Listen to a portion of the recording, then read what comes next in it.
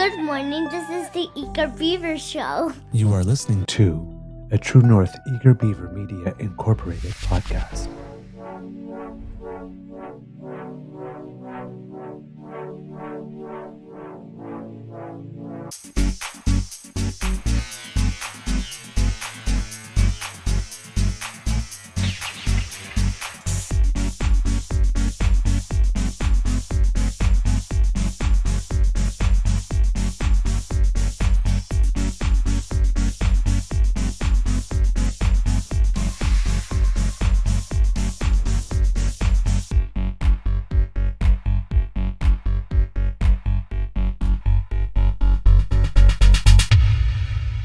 True North Eager Beaver podcasts are proudly brought to you by our founding sponsors, the Miss V Mysteries from Corvid Moon Publishing, your source for science fiction, fantasy, and cozy mysteries featuring a broad diversity of characters.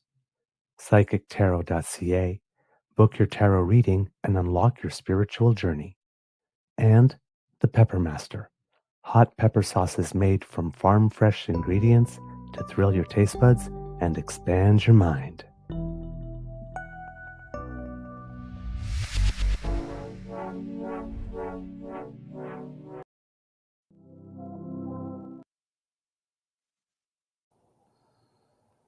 Well, good morning and hello, kid, and welcome to Season 5 and episode number 639 of the Daily Beaver Morning Show. 100% Canadian. Today, recording day is Friday. Yes, it is May 2nd, 2025. And it's a gray, rainy day here at the Beaver Lodge. But again, it's good for the flowers. I'm your host, the Eager Beaver, pronouns he, him. Hey, Mr. Beaver, A. And with me, kind of, sort of, is my good friend, Mr. Grizzly. More on that later. Big thank you goes to our podcast's founding sponsors, the Pepper Master, the Miss V Mysteries from Corvid Moon Publishing, and PsychicTarot.ca. Before we go any further, Mr. Grizzly, how's your mental health today, sir? I had 30 minutes sleep between 6 and 6:30. So I'm gonna take my leave in a moment or two here. I watched the game, and I'm disappointed with the outcome, of course, because I really wanted Ottawa to win. I know. And I thought it was going to go to 7, but hey, whatever. To the victor go the spoils. But watched the LA game. LA and Edmonton won that, and then it's like, yeah, okay, I should go to bed now, and I did, and then I just no, I hate that. That's the could worst. not fall asleep. Well, then the worst part was I was tired, but I couldn't fall asleep. That is the worst. Yeah, I've been there so many times. Oh my God. So I have to meet somebody at 10 a.m. My 9 a.m. meeting I canceled. Yeah. Usually, sometimes I push that to 9:30, but it's like I just said I can't today. I have a 10 a.m. meeting, so I'm sorry, folks, but I'm gonna try and get some sleep. I'm just a zombie right now. Self-care. And I walked into the studio 3 times, and I stood here, and I'm like, what am I supposed to do right now? This is how tired I am. So I'm gonna say goodbye for today, and I apologize that I'm not present for the show this morning, but I got to get a little bit of sleep before I go to my meeting. So well, everybody take care. I wasn't there on Tuesday, so I owe you one. Yeah. Yeah. So I'm gonna go back to bed and try and get a little bit of sleep before I have to go and meet with somebody to try and find some work. So everybody have a great Friday, have a great weekend, and I'll see you Monday. Rest well, my friend. Right. Oh, those nights are rough. Aye. Yeah, exactly. Indeed. May the force be with you. Definitely 2 days a little early there, but Mr. Grizzly did have a little bit of a Jedi look there. Palpatine mood today. Kid Saucy. Love it. Love it. Love it. Love it. All right. Yeah. So definitely a tough day there. And so, someone who has had major issues with insomnia, I definitely understand that. Just being tired and you can't sleep, or then being really tired, and as soon as you lay your head down, then your mind starts whirling. It's like, oh God. It's like my body wants to turn off, but my mind won't. So yeah, those are rough nights, and the next days can be pretty rough too. So, but here at the Beaver Lodge, we always say self-care comes first, right? So we'll have a bit of a different show for you today. Again, Kits and Cubs, I'm going to be at the control of the production. I am getting better at it, but as you know, I do not have um, the subscription without ads yet. I do need to fix that. Hopefully over the course of the weekend, I will do that. And so there might be a couple of interruptions, might be not as smooth as our regular show, but we do have content for you, and we'll get it to you. So with a little indulgence and a little patience, we are going to have a good time together, damn fam. Right? I hope you're all doing well. So, hey, oh my God, kid Linda. Mr. Grizzly's about to go write a manifesto. Assassin's Creed look. Yeah, indeed, indeed, indeed. Geez, great stuff. Okay, wait, before we do that, we haven't done this in a while, so let's look into the magic mirror and see who we got today. We got Kit Lori Sue. Good morning to you. Kit Argosi Acres. Kit Playing with 3D. Kit Norm from 1957. Nice to see you. Thank you for joining us. Let's see. Did I say Kit Linda M? I did not yet. The original and the best. Thank you so much for joining us and still being with us. So nice to see you here in the chat. Kit Elaine. Good morning, dear one. I hope you're doing well. Let's see. Who else do we have? Kid Jen. Hey, how are you? Actually, you know what? In honor of, let's do that. Whoops, the camera just moved because, there we go. Just a little Lord of Misrule today. Let's put that on. Like this. For those who've been here for a while, the lovely Miss Jen sent me a little beaver birthday present some while ago, and I have been delighting in it. So good morning to you. Great inspiration. Thank you. Let's see. And I always keep it right here too, right here on the desk, so that I can see it and then dip into it. And, just a little extra when I'm feeling particularly pretty. Let's put it that way. When your queen is feeling pretty. Kit Jason LA, good morning. How are you? Nice to see you. Thank you so much. Let's keep going through the thing. My scroll is being a little tricky with me. Kitsu R. Okay, that's a new name for me. I'm not sure if you're new to the Beaver Lodge, but good morning to you. Pull up a log, make yourself comfy. Nice to see you. Kit Empty Nest Gardens, nice to see you as well. Good morning. I don't think that's a new name for me, but a name I haven't seen all too often. Miss and family, hello. Lovely to see you, Miss Shadika. Kit Uncovers with us this morning, bringing us some extra news in the chat. That's always lovely to see you. Always very helpful. Kit Chris, hey, buddy. How are ya? Nice to see you. Thank you for letting me know. So I'm connecting you across platforms and know I'm talking to. Good morning from Edmonton. Good morning from Kingston. Lovely to see you. Wow, joining us really early. Thank you so much. Kit Tabby G, hey, nice to see you. Mr. Jim, mon frère, big hugs to you and to Mama Lori as well. Let's see.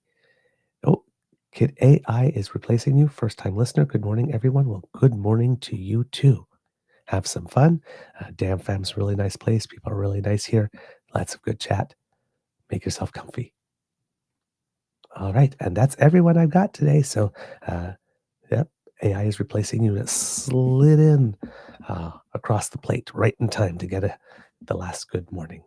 Okay, kids and cubs. Oh, and Miss Shadika and family, if you're out there. I did see the message on the election night, and then I forgot to do it. A good hello to our dear friend Mateo. For those of you who are not aware, when we have the opening credits and you hear somebody say, "This is the Eager Beaver Show," that's Mateo. So he offered to do that for us, and we love him very much. He's a fine young gentleman, and we frequently have Mateo updates here on the show. It's just a little thing we do here at the Dam Fam. All right, kids and cubs, we're going to get into some news today. There is a lot again, moving chess pieces and things of the like. Of course, the election's over, so we're not doing the daily poll. But one thing that we have been doing is looking a little bit at the markets with all the upheaval that's coming from south of us with tariffs, and there's a little bit of news on that as well. But Asia Pacific overnight, an update pretty much for every index except the Shanghai Composite, and that was only down 0.2%. Everything else up, all the way up to 2.75% in Taiwan, and 1.75% in Hong Kong. But otherwise, gains from 0 to just over 1% on that market. In Europe, also, those markets are open for the day, and all the markets are up. Pretty much all of them are up, or like around 1% or more, except for the FTSE 250 in the UK, and it's pretty much, for all intents and purposes, even at 0 at the moment. And in the Americas, the projected openings are very modest. We did have a modestly good day yesterday. Ultimately, there was some bouncing up and down, but yes, we're looking at some modest openings. The implied open is up 156 for the Dow, which is about just under 0.4%, about 0.4% as well for the S&P 500 futures, and maybe about 0.25% for the Nasdaq. So moderate, basically treading water at the moment. No real indication if it's going to be strongly positive that this is the type of day that with a bit of news can turn negative as well. So based on these markets, but yeah, that's what's going on there. The gold market had a pretty big drop yesterday. I think it was over $90 or something like that an ounce in one day. But today already has a $44, nearly $45 bounce back up. Gold is up 17.5% for the last 6 months, nearly 40% for the last year. So there really has been a run to safety here on the world markets. We got a little bit of additional news with regard to tariffs yesterday. A little difficult for me to wrap my head around all of it and what it means. Again, this is not necessarily my domain of, so I'm, especially, I think for most of us, when we're starting to get into tariffs and that kind of stuff, we get sort of like the broad general outlines, but what that means, and considering the sheer number of them and the various dates and the exceptions and all that kind of stuff, it really is just hard to keep your head around it.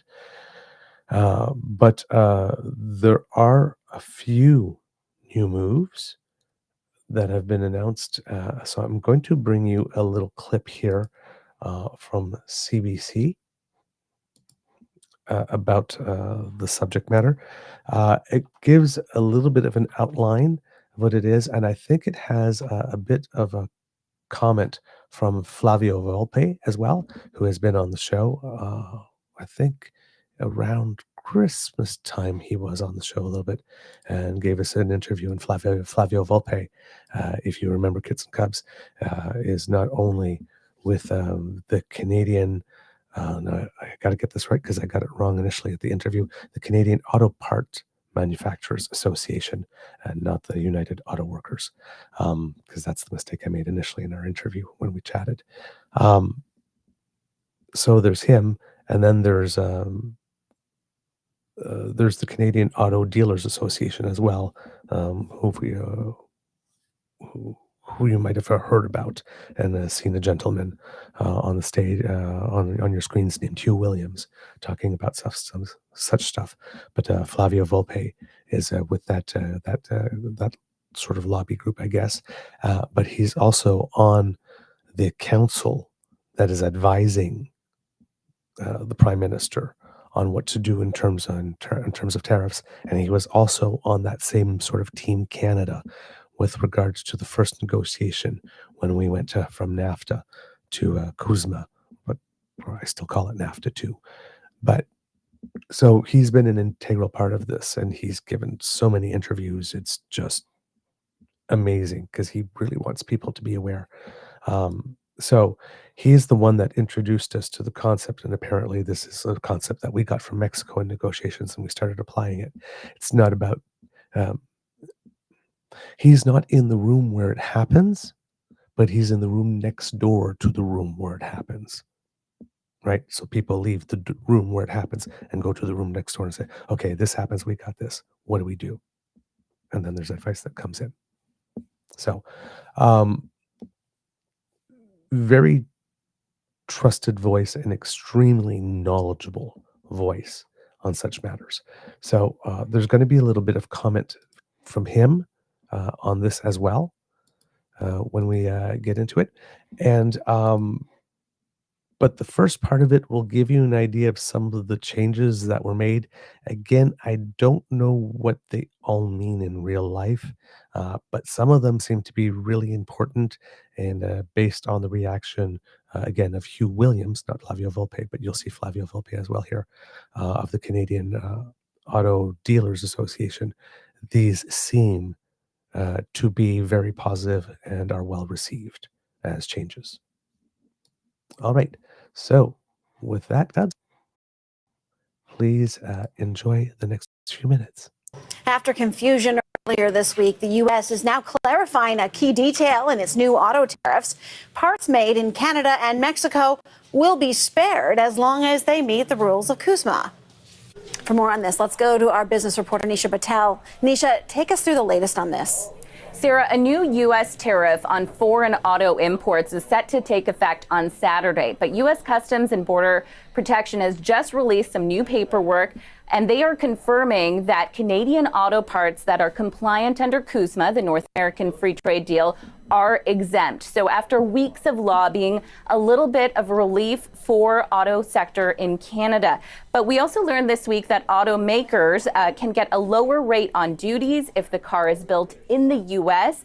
And while there's still a 25% tariff on cars themselves, as well as on steel and aluminum, there was a big policy reversal, and that means that those tariffs will not be stacked, that companies won't have to pay them one on top of the other. So while there has been some kind of walking back of the tariff policy from the United States, there is still a lot of uncertainty for the industry. Take a listen. Companies are anxious. They're trying to figure out the matrix of these measures, both threatened and imposed, and whether that profitability is their profitability is going to be eroded in the short term or the long term. They're worried about being the ones to shut down first. Companies are warning that even reduced tariffs will slow sales, will increase costs, and could cause job losses. One analyst looking at the measures today said these reliefs are putting a Band-Aid on a bullet wound, Sarah. Nisha, regardless of whether the tariffs take effect are softened, the lead up to this, there's been so much uncertainty. What are some of the impacts we're seeing as a result of it all? Well, they're really, driving away business and really hampering investment. Just today, General Motors said it expects to take as much as a $5 billion hit this year because of tariffs. We have seen some assembly plants in Canada pausing. Stellantis today saying that next week it will pause production at one of its assembly plants. Stellantis also saying that it plans to move some Mexican production to Michigan as it tries to avoid these tariffs. And that really has been the motivation for Donald Trump. He is trying to get companies to shift production from overseas or from Canada and Mexico back to the United States. That could, analysts say, take years and billions of dollars, but that's what he's trying to do. It's a major concern for Canada's auto sector. So industry leaders say that if the U.S. does want to renegotiate our trade terms, then we need to get to a negotiating table fast. Thanks, Nisha. You bet. All right. So there you go with that, kids and cubs. Again, the part I'm failing to understand in all of this, as I mentioned yesterday, is we're going to be going into these negotiations with a person that says we don't want to buy Canadian cars. So it's like I'm failing to see the irony of negotiating a free trade deal with a country whose ultimate objective is to not trade. It's just we're in the upside down world, man. This is just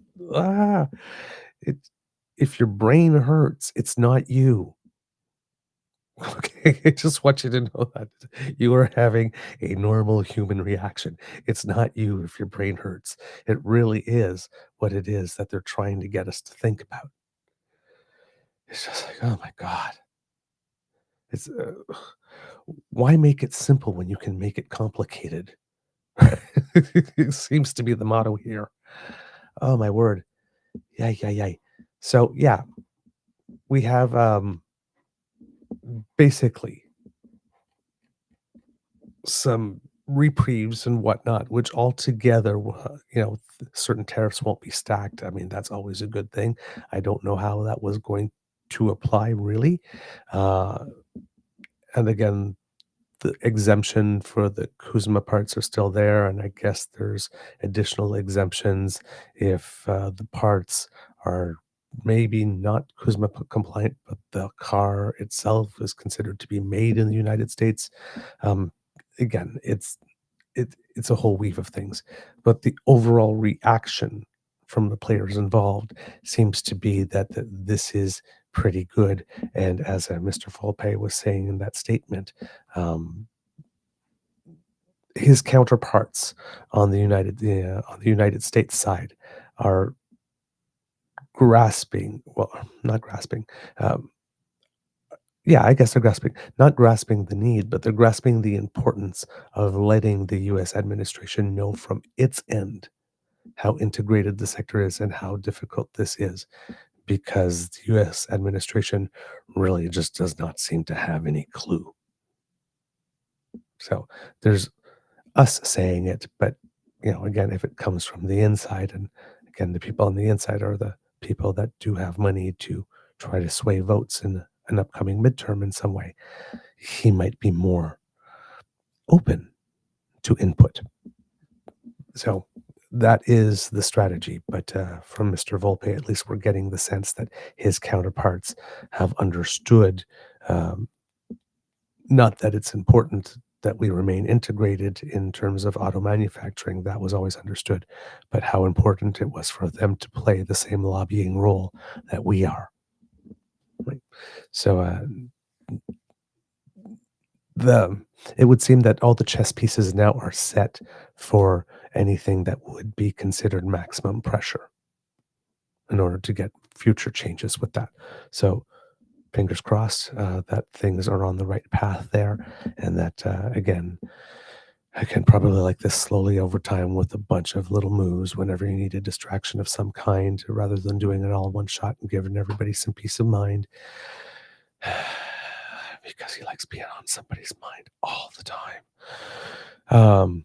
Right? We're probably going to get a whole bunch of little more announcements and maybe little cuts and reversals and that type of stuff, and as we go. But this, at least, seems to be well received, by the markets, well received by the stakeholders. It's not stopping activity from ceasing at certain plants like Stellantis, and like I said, some production of some things being relocated, but it doesn't seem to be on a mass scale yet. And you have to remember that Donald Trump south of us is snow jobbing the American public, talking in ways, without saying that factories are being built right now, talking in ways that would make it seem that those factories to take on all that U.S. production are being built right now and will be ready to go in just a few months. And that's not the case at all, like remotely at all. Right? This is going to be a 6 to 10 year thing if he wants to do that. So, which is why he's getting all the backtracking, right? Because if gravity did stop all of a sudden, if the world stopped spinning all of a sudden, and everything just flew off the planet, the face of the planet, that wouldn't be good for the industry either, right? So he's talking tough and then making everybody saying you can't do that.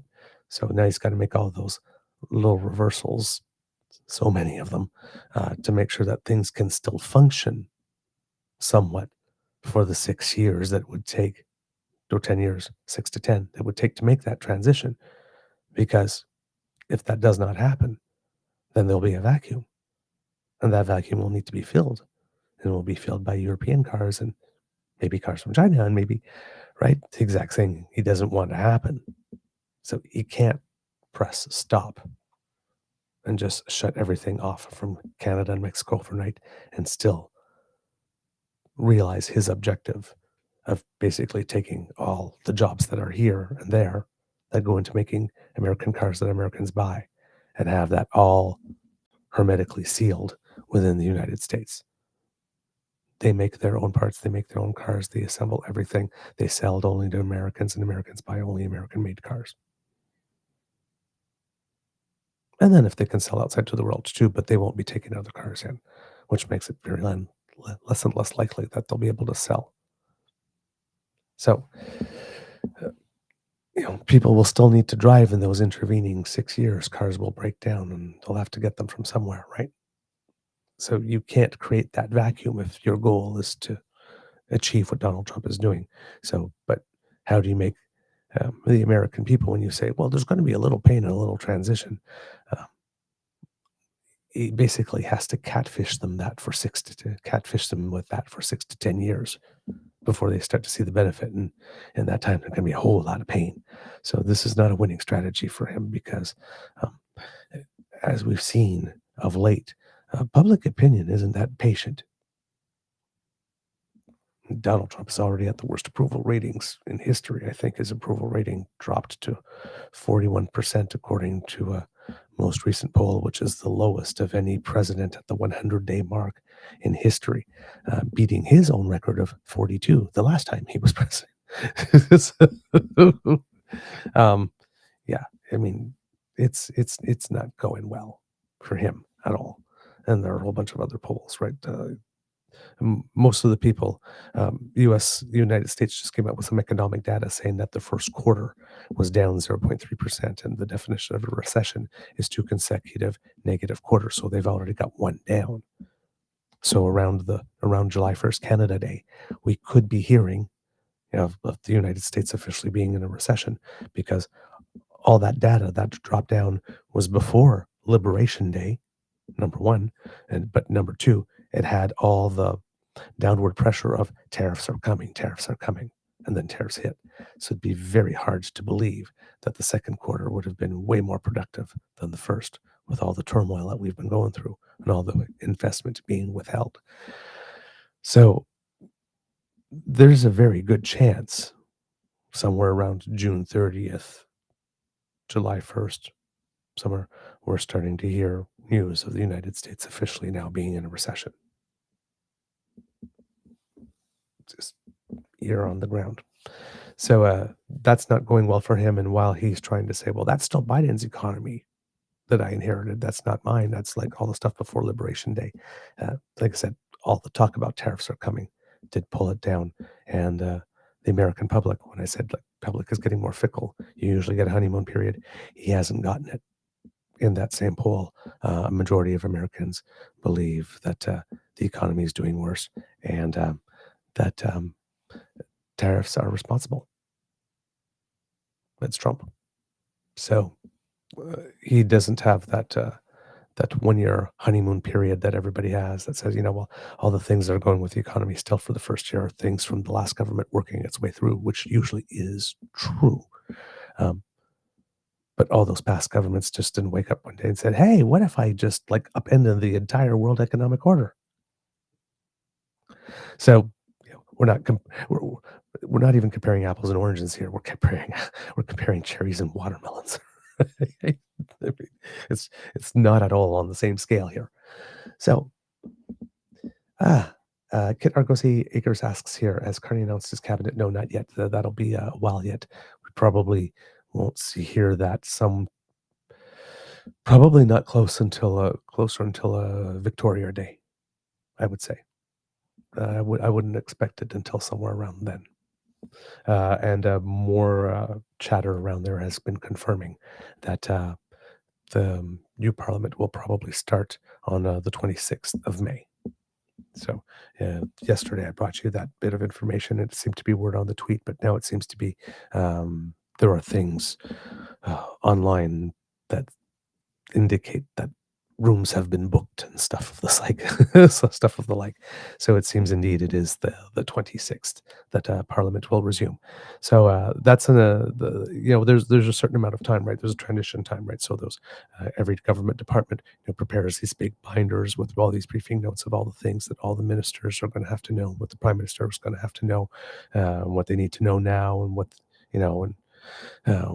things that can wait, but because they start getting issues right away. So there's a lot of reading of these books and a lot of meetings of all the teams that wrote all of these things, to try to get briefed up to date and all that kind of stuff. So all that happens. Then there's all the calls with all the MPs.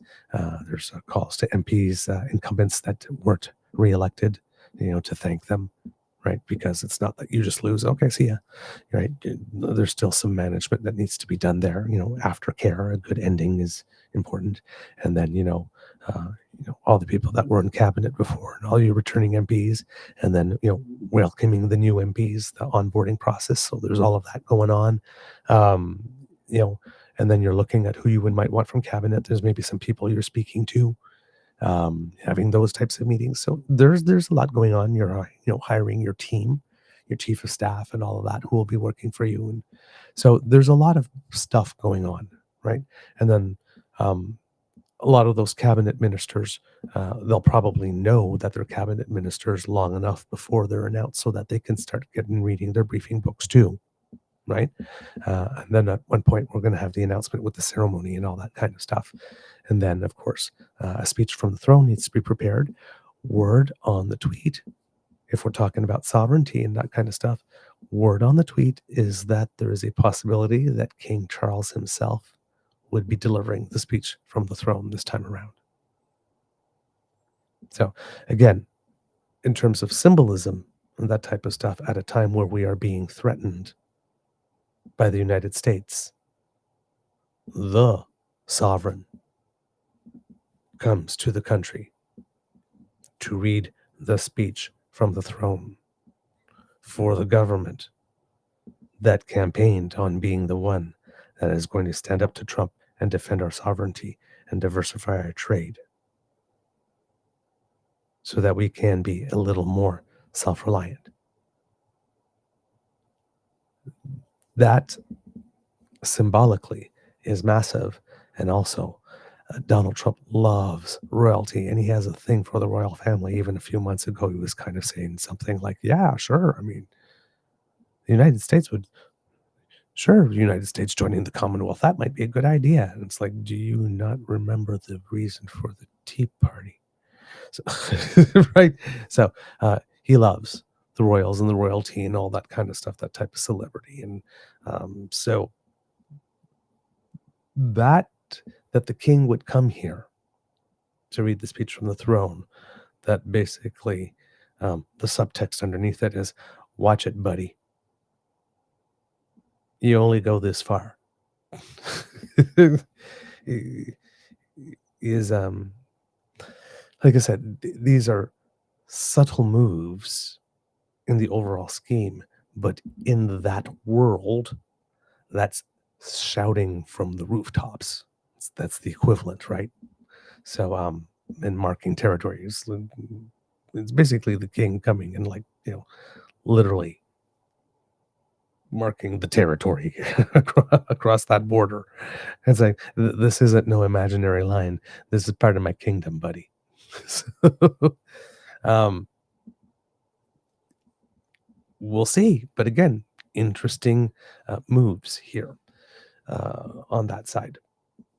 And then with let's see, what else do we have here with regard to the Liberals, because some people have been maybe wondering, where is Mark Carney? We haven't been seeing much of him, like this, and with all this that has to be done, it's kind of natural that he wouldn't be there, right? He would be doing all this kind of stuff, so it's kind of natural that he would be already not as visible in the first days afterwards. But how would I put it? Given all the turmoil right now that is going on in the conservative camp, it's not like it's exactly advantageous for the Liberals to be intervening in the current moment with a competing message or narrative. If how would I put it? If your Queen Beaver was giving some advice, they would say something like, when the enemy is imploding in front of a live audience, remember your manners. Don't be rude, and always be selfless. Allow them to speak without interruption, and absolutely allow them use of the full stage until they are finished. Until they are done. That's what I would say. So, if the conservatives want to fight and snipe at each other while he works behind the scenes and places all those phone calls and gets his cabinet together, I'm sure that there's no liberal out there crying that the entire narrative at the moment is, can Poilièvre hold on? Every day we're talking about, can Poilièvre hold on? It's a good day for the Liberals right now. So, yeah, if I were Carney, I too would be being very demure and thoughtful at the moment. You guys keep taking each other out. I'm just going to sit back here and keep on doing my business. When I got something to announce, then I'll announce something. But in the meantime, yeah, the stage is yours. Tell your story, man.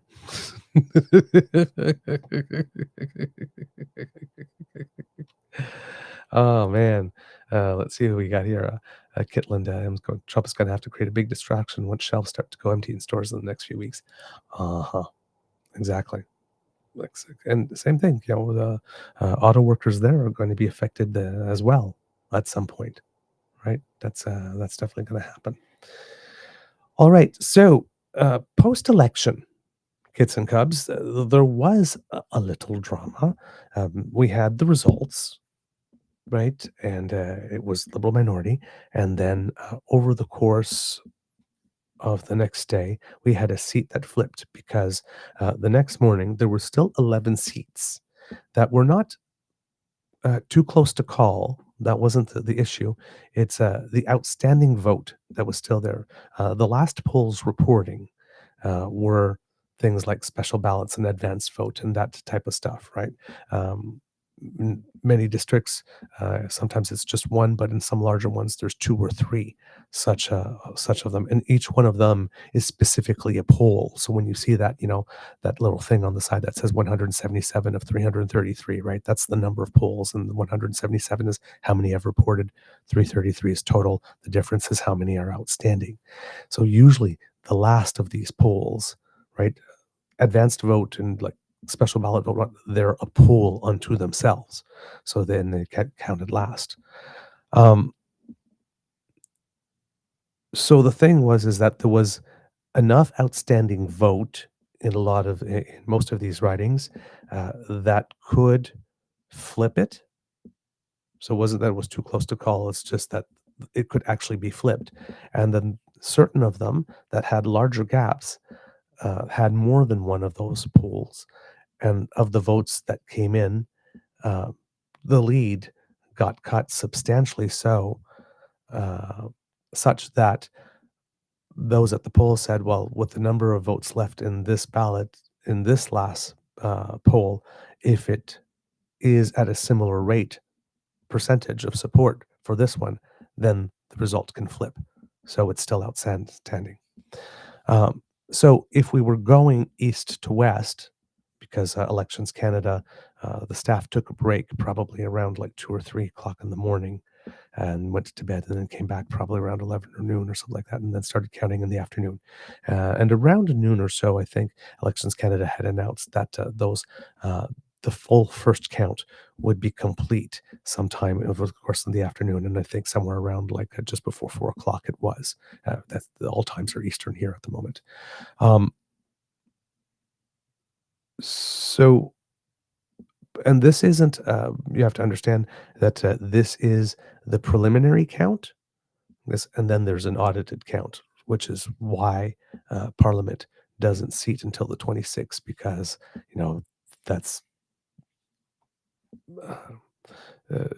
it's a very important step of the process. You want to make sure that everything is absolutely all right. So you have an audited count, and then there's data that's released, and then there's data that's released later on, but it's not different data. It's the exact same data, but there's even more detail to it. And when that data is published, then usually that means that everything is clear for Parliament to be able to resume. Everybody that's got the seat has been certified and audited and all that kind of stuff. They are the person that's supposed to be in that seat for sure, absolutely, for realsies. no take backsies. Like this, so Parliament can resume. So it's all part of the legal stuff that absolutely must be done in order to validate all the results, and that takes a little time, right? There are certain things that only time can do.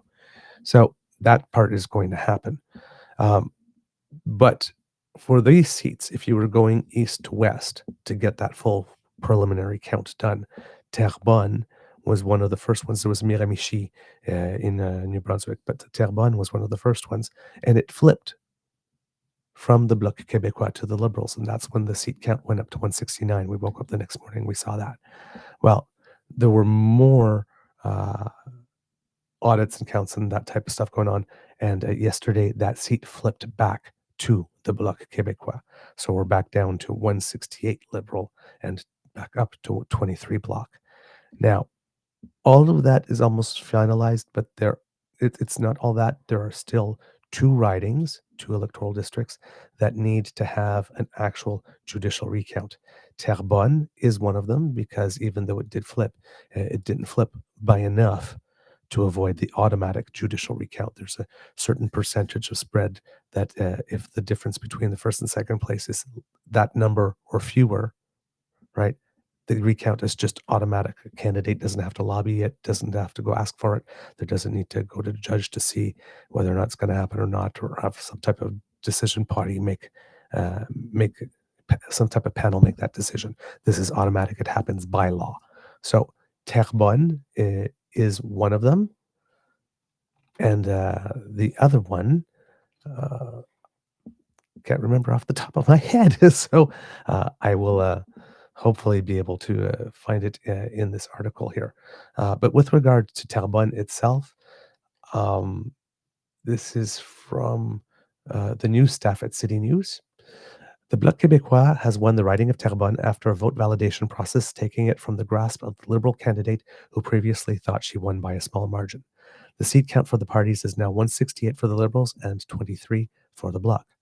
The Bloc's Nathalie Saint-Clair-Desgagnés won by 44 votes over Liberal candidate Tatiana Auguste in the riding of Montreal.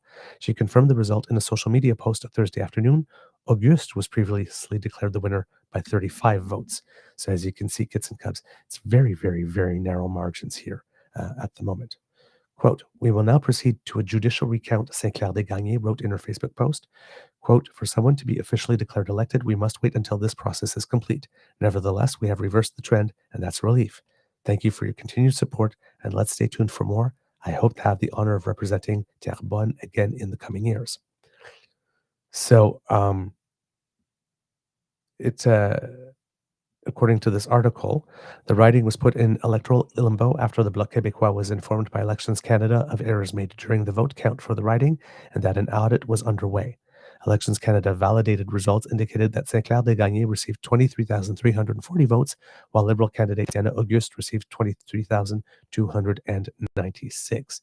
Proof that every vote counts.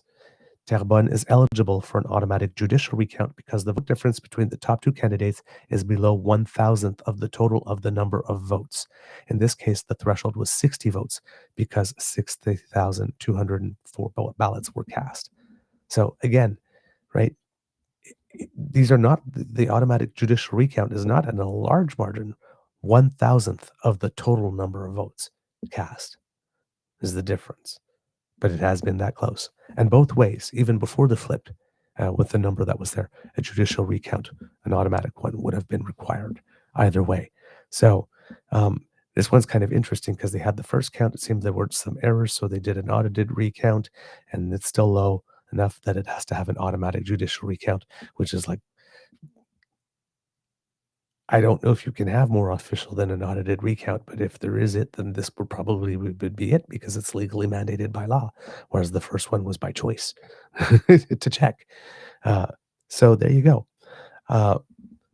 Validation checks to make sure that what was counted at the polls is what stands as the final result, Elections Canada spokesperson Diane Benson told City News, although the result following a recount where they happen would be the final version. Elections Canada validated results indicated that 60,204 votes were cast in the riding and 903 ballots were rejected. Preliminary results said that there were 60,130 valid votes. Earlier Thursday, Benson explained results are unofficial until they are validated, something that typically happens within a week following Election Day. Since the local Elections Canada office gets the results from each polling location by phone before entering them into the system, human error can happen during the reporting process. Example, if a staff at Elections Canada office misheard a result that was called in or made a mistake entering the data into the system. Benson wrote in an email.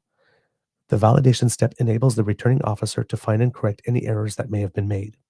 Elections Canada explains that validation involves checking the official records from each individual polling station and correcting any errors made during the transmission of results on a busy election night. As results are validated, they're posted on their website. This continues until all of validated results are in. So this here is like a double layer, right? It's not checking all the votes. That's like an audit. You open up the boxes and you look up all the votes again. You do a recount. This is on election night when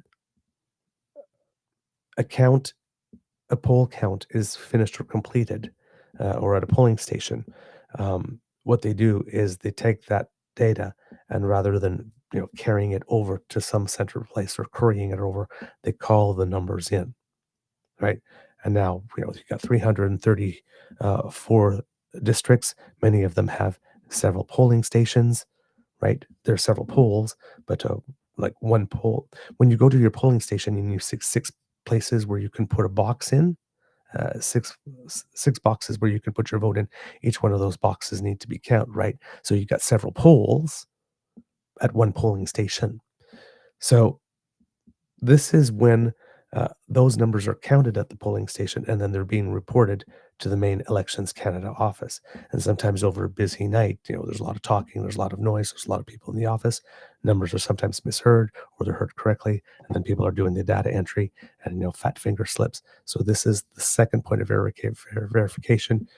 where did you hear right? Yes. Now that you heard right, what did you hear? Is that what was accurately entered? So they even checked for that. So that's what I'm saying. Our elections and rigging the count and whatnot is very difficult. We have all these layers and over layer of checking and double checking and security. Our electoral system is really, really very good. Right. Quote, like the counting of votes, the validation process is transparent and open to scrutiny, said Benson. The entire process is witnessed by candidates or their representatives, so there is added accountability. Once the results are validated, they are final, unless changes are made following a judicial recount or a contested election proceeding. The official voting results that are published several months after the election are the same as the validated results, only more detailed, which was what I was trying to explain earlier, but a lot more awkwardly. This was much more succinct and eloquent. Mathieu Traversy, Mayor City of Terrebonne, congratulated St. Clair de Gagné and said it would be a pleasure to continue collaborating with her. He said he saluted Auguste for her commitment to the campaign. Terrebonne has been held by the Bloc for nearly 30 years, minus a brief stint under the New Democrats during the famous Orange Wave of 2011. And I believe the other one might be Longueuil-Saint-Hubert. So both of them in Quebec, and both of them, I believe, are seats that are held currently by the Bloc that are going to the automatic recount. So there might be 2 more seats that flip before all of this is done. And things might stay the same as well. So next week, sometime, we'll have the final counts with everything and the final seat count. So again, if both of them flip liberal, right, we get to 170. And if both of them stay as they are, well, nothing changes, right? We stay at 168.23. Okay. Let's see. Oh, no, sorry. It's not Saint-Hilaire. Pardon me. I made a mistake. And actually, which is really silly because I actually had it in my notes. I did research it before. The other one is Terra Nova, the Peninsulas in Newfoundland and Labrador. That was called for the Liberal candidate Anthony Germain, who won by 12 votes. So that one too went to the automatic recount. Let's see. Sometimes I'm so prepared that I forgot I prepared.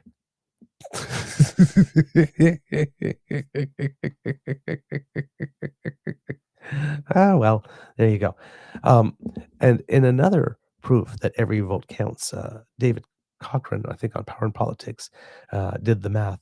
And apparently it seems that if the Liberals had picked up just 652 more votes total in the 4 closest ridings that they lost, we would be talking about a majority government today. 652 votes. That few. Every vote counts. Every vote counts. So, oh yeah, and for people that were wondering also about the Stornoway thing, just a little aside. According to Peter Julian, who surprisingly was defeated in his riding, because there were 3 seats that were considered absolutely safe in British Columbia for the NDP. And it, I think, was Don Davies' seat, Jenny Kwan's seat, and Peter Julian's seat. And while the other 2 did retain theirs, Don Davies' seat was a very, very close race. Jenny Kwan's race was thought to be, before it all started, if the party got decimated and there was going to be one person standing, it would be her. But I mean, even Blake Desjardins lost his seat in Edmonton, right? So, but according to Peter Julian, MPs have 20 days to clear out everything.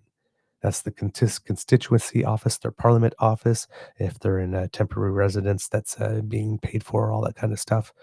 They got 20 days to do that. So, yeah, Skippy technically has 20 days to pack and move out of Stornoway. Of course, unless the Conservative Party, when they choose their interim leader, decides that they're not going to move into the residence of the leader of the official opposition and just allow PP to keep his stuff there because he's going to be returning anyway. But I will remind everyone that when the Conservatives got rid of O'Toole, Lady Candice Bergen of the Sheets took no time at all at moving in. Oh yes, darling, we still remember you. Thread count. While horns were honking in Mr. Grizzly's ear, her tender and delicate head and tushy were resting on the finest and most expertly woven Egyptian cotton, courtesy of the taxpayer, of course. So, again, will an interim leader not want to stay at Stornoway between now and potentially September and October? It is a nice little perk. But I mean, if the leader's coming back, well, that might not be seen as a good thing to do. Might breed some animosity in a party that already has people that don't like each other and take snipes at each other in public.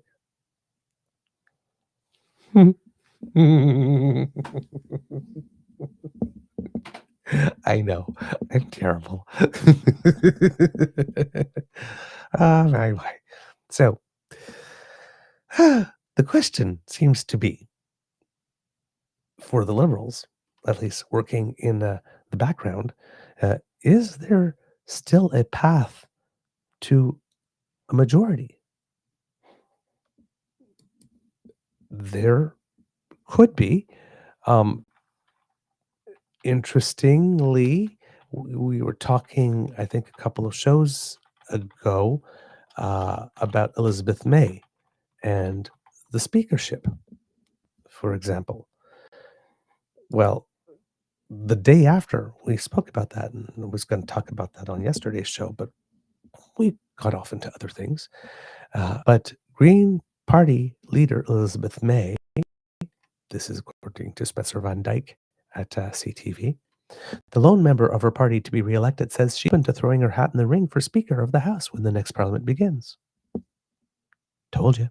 Quote, I'm open to lots of things, May said in an interview with CTV News on Wednesday. It doesn't mean they're at all likely, and they're pretty hypothetical.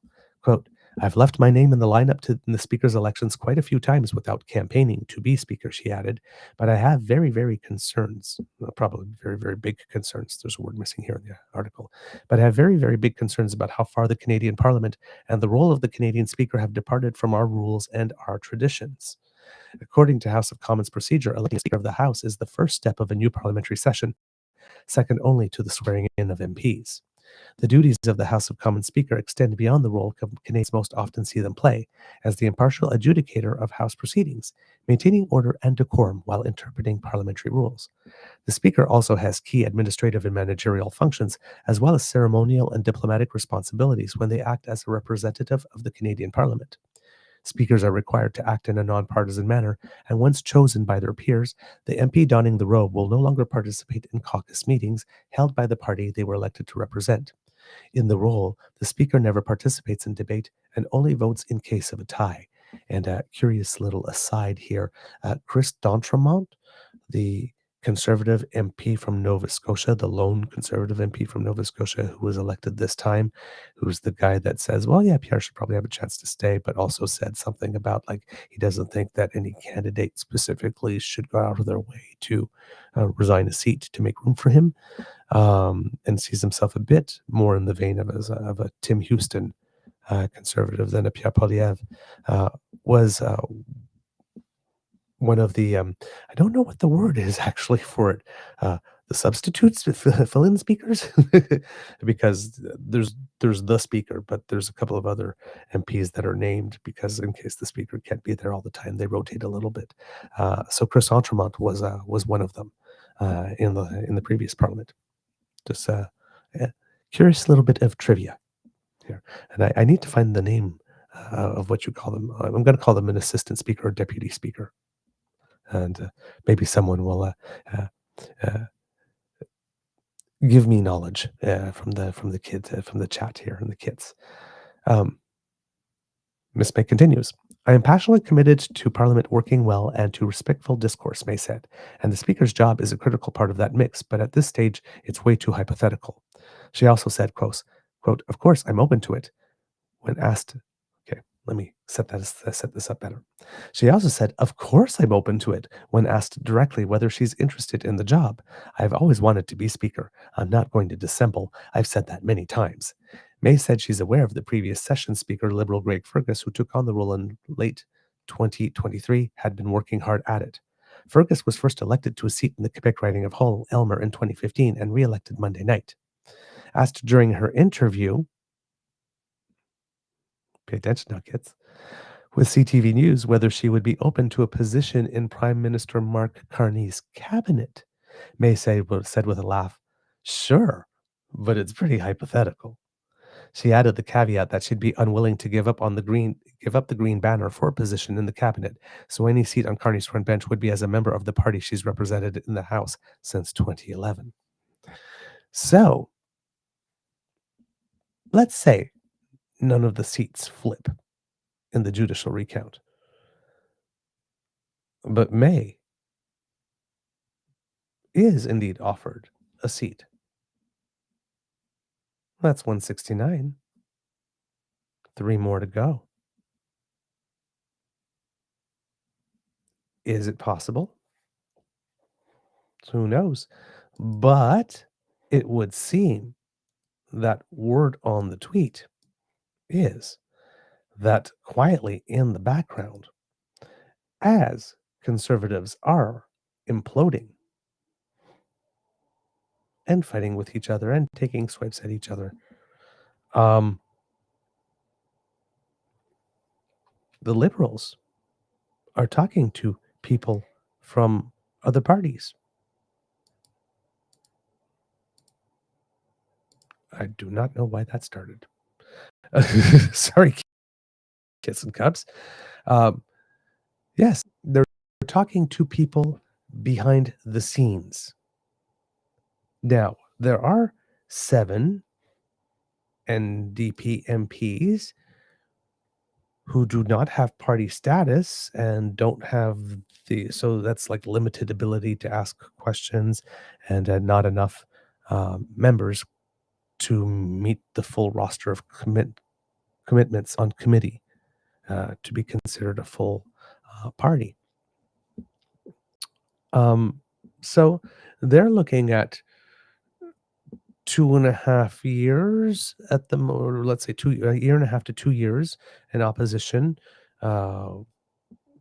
basically as fixtures with no real opportunity really to grab the public moment, and with none seemingly coming because Donald Trump is not going to be making less news or be less of a threat at any point, right? So trying to break through now without official party status would be a little more difficult. So maybe there would be certain members of the NDP that would be interested in having more power, a bigger voice, being a little more useful.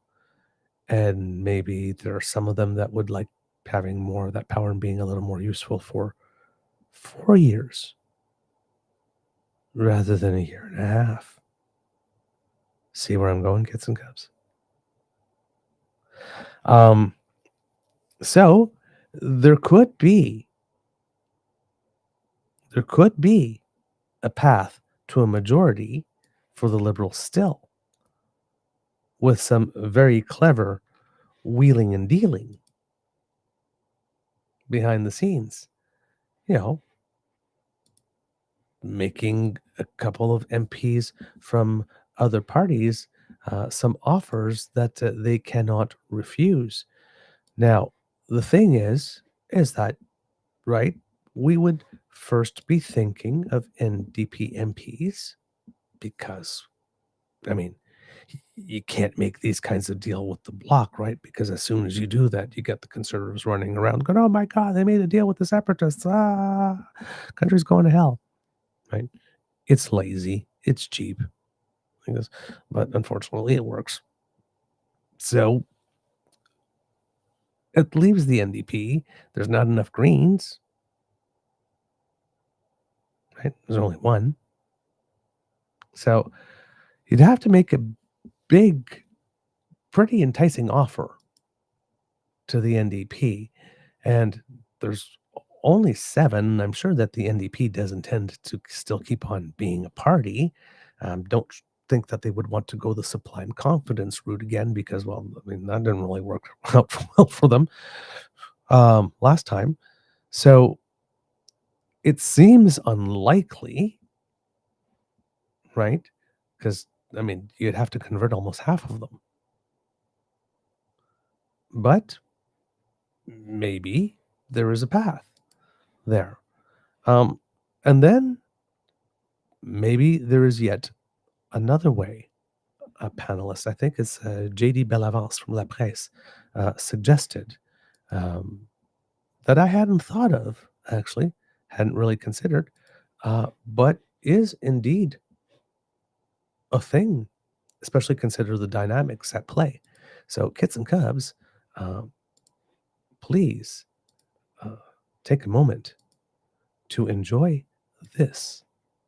But what's your sense on the floor crossings? How real do you think this is? Like, would it need to be like 4 all at once to get you there? Could there be 1 or 2 here, or is it just something that's just in the ether right now? No, I think discussions are being held. I mean, the Liberals don't even want to talk about it, and I'm sure you're hearing the same thing. So, look, I think it's real, but whether you get anybody enticed to do so, and even if you have 1 or 2, that's enough to frighten everybody else away too, isn't it? Yeah. And you don't necessarily have to have somebody sitting in cabinet as well. I mean, you can. There are other positions: parliamentary secretary, chairmanship of committees, and maybe a promise of a Senate seat as we get closer to the next election campaign. Yeah. Well, doing the cynical math, you need 3, and then you could have an opposition speaker. Right. That could get you there, right? I know for a fact the Liberals tried in the past to convince Alexandre Boulris, the NDP MP, the lone NDP MP in Quebec, to cross the floor and join the Liberal Party. Mr. Boulris confirmed that to me. Mélanie Joly was the one who was trying to convince him. So, depending on the future of the NDP, maybe Mr. Boulris will be interested, but he needs to get something in return. And what will the Liberals be willing to give in return for Mr. Boulris to come aboard? So that's the big question.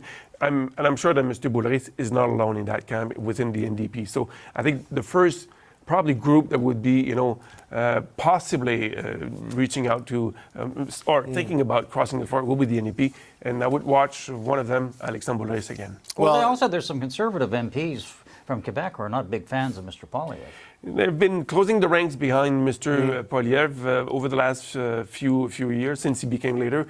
I haven't heard any rumblings publicly. They're going to meet Friday, tomorrow, the Quebec caucus, privately to discuss the future of the party, so we'll see what comes out of that meeting, but that's the plan right now within the Conservative Party. But there are still some MPs and people in Quebec who say Mr. Poilièvre should run in Quebec in the by-election to get a seat in the House of Commons. What a weird political year it's been. I mean, Mia, it's just, Mia, what's your sense of whether, defections could get the Liberals to the minority when Ontario, or majority, sorry, when Ontario could not? I mean, I'm not going to say anything is impossible in politics these days, because it seems that anything that you could possibly think of is still, that you might think could happen, is going to happen in this country, or at least in the world right now. The main point I would make is 4 seats is a lot, or 3 or 4 people to cross. If it was 1 or 2, it would probably be doable. 4, even though it seems like a small number, it is a lot that you have to give 4 different people to cross the floor and sit with your caucus. I don't know that there's really any appetite though for any kind of more sort of formal coalition, or not coalition, but agreement with the NDP again. That didn't really work out necessarily for either party the last time, in terms of where Canadians viewed it at the end of the day. But those are also discussions that are ongoing. But they have stability. They don't necessarily have to have this happen right now. So if they don't come back at the end of May into Parliament with a majority government, that doesn't mean 6 months to a year from now they haven't then been able to convince those people to come over. And some of that depends, for the NDP in particular, how their rebuild starts. Remember, David, there are by-elections in the life of a parliament, and that, the Liberals would also, maybe win some seats through that way. So if they perform well in the eyes of Canadians, if they get the right policies at the right time, if they do well with Donald Trump and get the tariffs out of the window. This could, bring political dividends in the future, in future by-elections. There are by-elections in the life of Parliament, as I say, and this could be an opportunity for the Liberals maybe to jump over that 172 seats. I wonder, we only got a couple of minutes left. Bob, we're going to hear from the Prime Minister tomorrow to give his sense of priorities and early agenda. What do you expect to hear from Mark Carney at 11 o'clock tomorrow? Well, we're obviously going to try to delve a little deeper into what he hopes to get out of the negotiations with President Trump. I don't think he'll hold his cards pretty close to his chest, but I think one of the things that we need to hear from him for sure is how he's going to respond to growing Western alienation, particularly in Saskatchewan and Alberta. We haven't heard much from. He talked about energy corridors and making Canada a super energy powerhouse, but we need a little more details, because one of the things he probably should have done almost immediately is get on a plane and go and talk to Premier Moe and Smith, because that is a real powder keg here. Yeah. And we really need to find out from the Prime Minister how he intends to deal with that. They can all meet down at Mar-a-Lago. He can start that. He can start USMCA and he can do the Western stuff at the same time. Mia, 30 seconds. All right, there, Kid Scubs.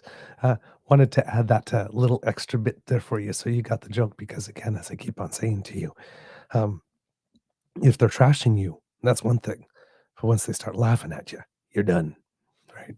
So they're starting to laugh at Danielle Smith now, just so you know. But there you go, some machinations, right? Alexandre Boulris, maybe from the NDP in Quebec, might be interested, or at least there's been some rapprochement there. So let's say you get Elizabeth May. Let's say you get Monsieur Boulris. Well, that's two. And let's say there are indeed, as Mr. Fife seemed to indicate, there are indeed two Conservative MPs from Quebec who are not that big a fan of Pierre Poilièvre. And Pierre Poilièvre does manage to stay. Maybe they would rather be MPs for the Liberals for 4 years rather than Conservative MPs for a year and a half, and maybe have Pierre stay and Pierre keep on doing what he's doing, but even harder, thinking that that will win because he's so close to the finish line. If I just had more time, I would get it done. And then probably be not winning their nominations because they were deemed sometime in the last year and a half to not be pure enough. Maybe they would rather punch their ticket for 4 years. Parliamentary secretaries. You never know. So, and then same thing. Benaval said, let's say you only get 3 of them, but at some point, the next year and a half, somebody from another party has to has to quit, and there's a by-election. Well, if you maintain your strategy of doing as good a job as possible when that by-election comes, well, maybe Canadians then think you deserve a majority. There's the 4th seat. So there are still some paths. Which are really interesting. Maybe also that could be another thing. Not saying that, how to put it, in offering people inducements to leave seats is a no-no. Definitely is a no-no. But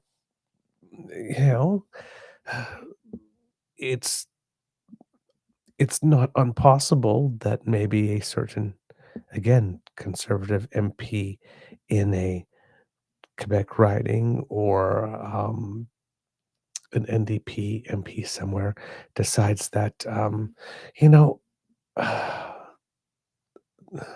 being in this position with not that much power is not really all that interesting to me. Or, being in a party with such tight message discipline. Yeah, I got a voice. I want to speak to him now and then. And, what? I think I might be happier out of politics. The vibe here doesn't suit me. It's like, oh, well, I guess we'll have a by-election. Oh, and we're just not able to field a candidate this time around. Oops. So there are several ways to get there if one wants to look at all the ways one could be downright Machiavellian. So for those who would like the stability of a majority, although unlikely, technically, the dream is not over yet. So there you go. You never know. So liberals are trying to do whatever they can to maybe try to make that happen. But in the meantime, of course, Pierre definitely wants to keep his seat. Now, this is kind of interesting because I believe it was sent to me by Kit Elaine, if I am not mistaken.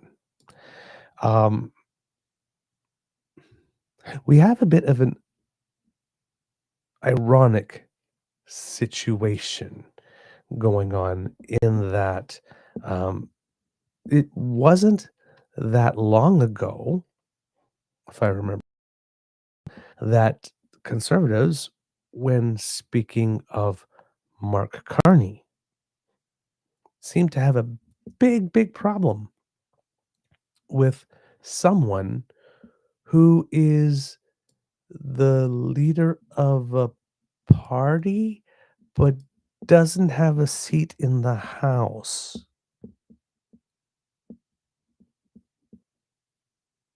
Huh. What a difference a few weeks makes, huh?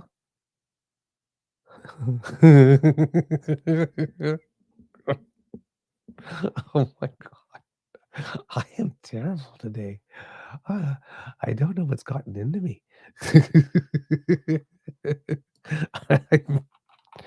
Oh man. I delight far too much in in some types of irony, I think. But yes, this Kits and Cubs is a courtesy of Kit Elaine, who went back into the vault and brought us a little. We are going to flash back to 2004 here, Kits, when Pierre Poilièvre, I think, was first elected to Parliament. And he had some thoughts that he liked to share. That he would like to share. He had some thoughts then that he wanted to share. So, Kits and Cubs, let's take a look at what were those thoughts. For some reason, I'm having a little difficulty right here at the moment. Did the thing disappear? No, it didn't. Okay. That's really weird. Okay. I'm not exactly sure what's going on here, but what is on your screen is what's supposed to be there. But for some reason, I am not able to activate it in any way, shape, or form. So let's try this one more time. Apologies. Just a weird restream thing that happens now and then. And so we will try to bring that clip to you the right way. I apologize so much for that, Kits and Cubs. Not exactly sure what happened there, but yeah. All right. One more time. There we go. Okay. Apologies if you're listening to this in podcast. Me hearing me going okay and clicking on all that kind of stuff is really probably not the most interesting segment of the show. All right. Mr. Poilièvre, what do you think happened? I mean, you won your seat, but your party didn't deliver the kind of outcome that I think most people had expected in Ontario. I'm quite pleased, actually, with the results that our party experienced in this election. In fact, it's the best result of any right-of-center party in 20 years, going back to 1988, I should say 16 years. And in fact, our party had the biggest growth in seat numbers of any party in the country. The Liberals, of course, had the biggest drop in seat numbers of any party in Canada. So I'm very pleased with the progress we have made as a 6-month-old party to have gained so many seats and so much support in such a short time. Mr. Poilièvre, what do you think? All right. Yeah. Now, in all fairness, that was 2004. It was their first election going against Paul Martin. They lost, right? Totally different context. I get it. But that was loser talk. Right? It's loser talk. I mean, it's different context of loser talk, right? You're just getting started and it's the best performance you've ever done as a party. And so there's some stuff to take from that. Yes, absolutely. But this is different because back then the party didn't blow a 30-point lead to get to that result. They actually improved to get to that result. Right? It was an improvement on all counts.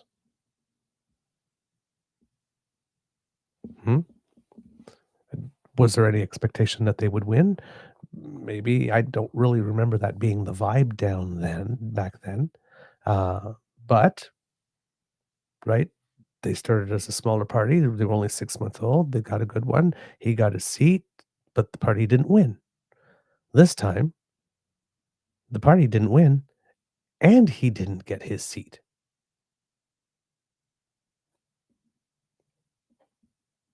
That's a little different.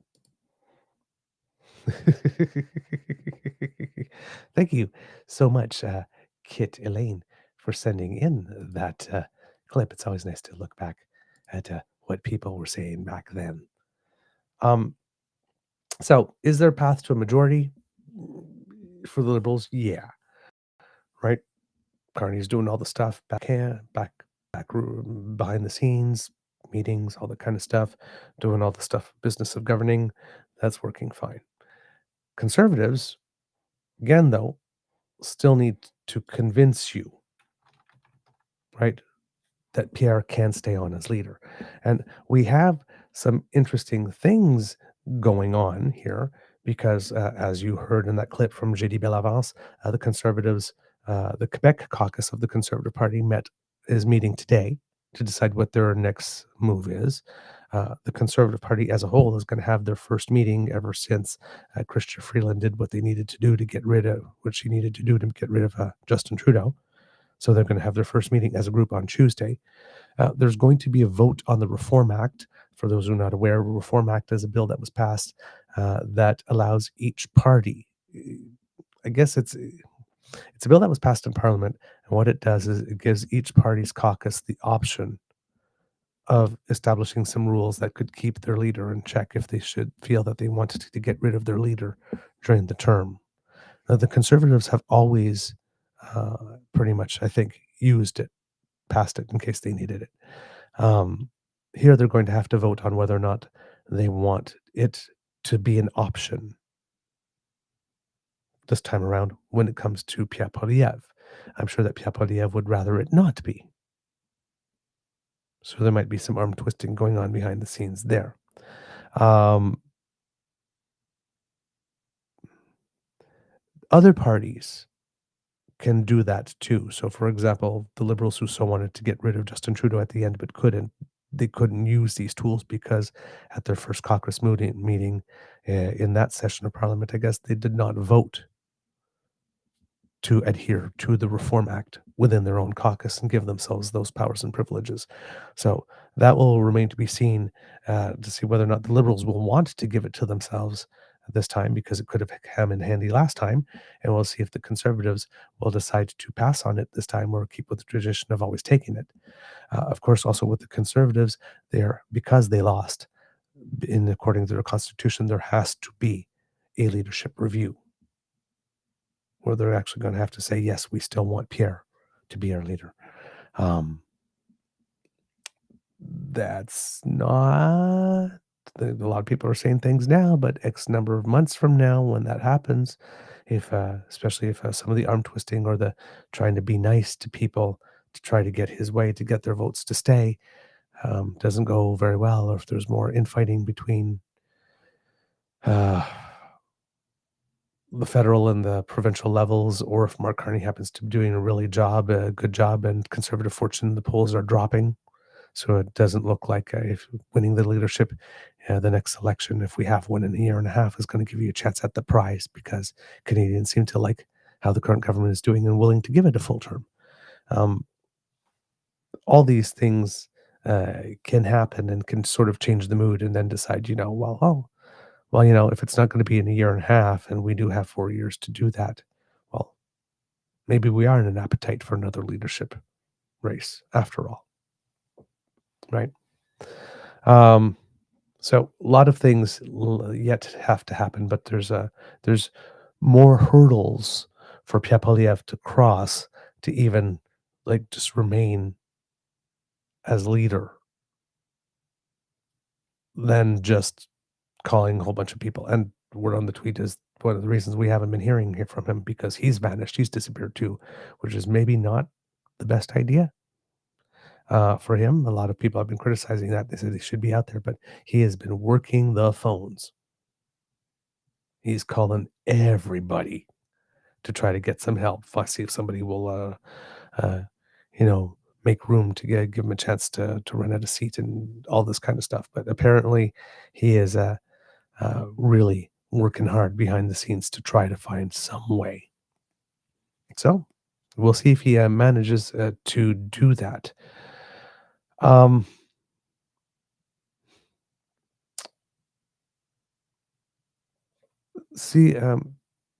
I'm not sure if I mentioned this, but I may be repeating myself here. But the Conservatives had a policy up until recently of not sending anybody to the CBC. And in the past few days, Chris D'Entremont, Scott Aitchison, and Jamil Javani have all been on Power and Politics, giving interviews of various level of full-throated support for Pierre Poilièvre. Again, irony. The CBC that they wanted to kill, that does absolutely nothing good, contributes nothing good to society, all of a sudden they're all over it to get their message out that, hey, Pierre remaining as leader is as inevitable as Pierre becoming prime minister. Oops.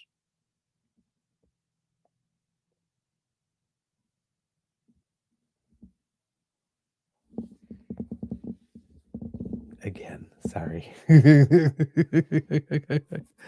Yeah. Not the most inspiring. But yeah, it's the all-out blitz again, media blitz and whatnot. Absolutely, Pierre is staying, no doubt. There's what's all this talk? He's got this locked up. Everybody wants him to stay, and again, Bob Fife, mentions it. It does indeed seem that people do want him to stay again, but this is. I think, I'm not sure if I presented the clip to you in it, but remember that Aaron O'Toole and Andrew Scheer weren't bounced immediately either. It took a while before they were gone, but gone they were. And there's plenty of time on the clock between now and September before House resumes. I don't know when they're going to schedule these other votes, this leadership review, but there's plenty of time. I mean, and nothing changes the fact here that Pierre was the problem. I mean, that's undeniable. I mean, for those, there's nobody more blind than one who does not want to see. And those who really believe in Pierre really do believe in Pierre and do see this as progress. And, again, if you just had more time, just trust him. There is that blind faith there. And I guess you can make a case for it, but you have to be looking at all of that evidence in a vacuum of all the other evidence, right? there was like this National Post article at one point, like, if it wasn't for the NDP, like this, yeah, well, if I had recorded Like a Virgin first, I'd be Madonna. It's like the NDP collapsed, so we didn't win. No fair. If it wasn't for that, it's like that was the thing. The NDP collapsed because of your campaign. It so gave hives to a portion of the Canadian electorate that they abandoned their party of first choice and parked their vote somewhere else just to stop you. That also happened. Right? It's like he didn't just mobilize conservative vote.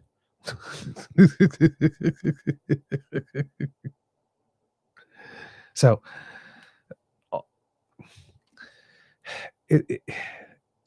again, it's bullshit that sounds good if you want to believe. It's bullshit that sounds good. Oh yeah, well they're making a good case if you listen to only that and separate it from the rest of the context. But when you take the entirety of the data, come on. It is clear that he was the problem. He is the problem. Now, don't get me wrong. The policies and everything stuff is bad too, but it seems that some people were willing to accept some of that in order to get change. But they couldn't get past him. They just couldn't. And to that effect, kits and cubs, it seems that, how would I put it delicately? The impression that this is something that you just couldn't get past is not just something that I'm gleaning from what I've seen in the news and me seeing him in action. It would seem that it was indeed very much talked about at the door loudly enough that the press would pick up on it. Again, kits and cubs, I present to you Mr. Bob Fife, the knife. Couple of years. They're now appearing on your show, and we'll have to watch on Tuesday whether they're willing to talk to journalists again, because as you know, they were not allowed to talk to us, and I think that is going to be changing. It depends on how Mr. Poilièvre handles the caucus.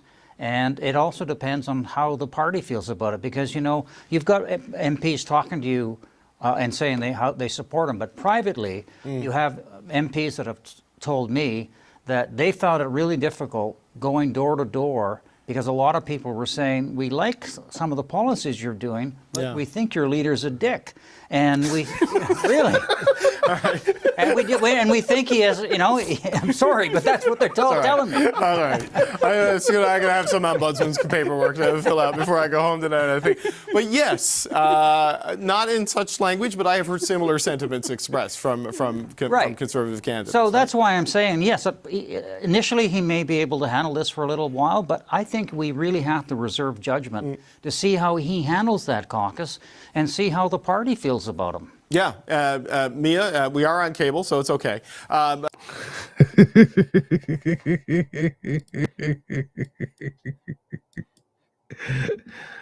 did not have Bob Fife saying that people thought Pierre Poilièvre is a dick on my bingo card.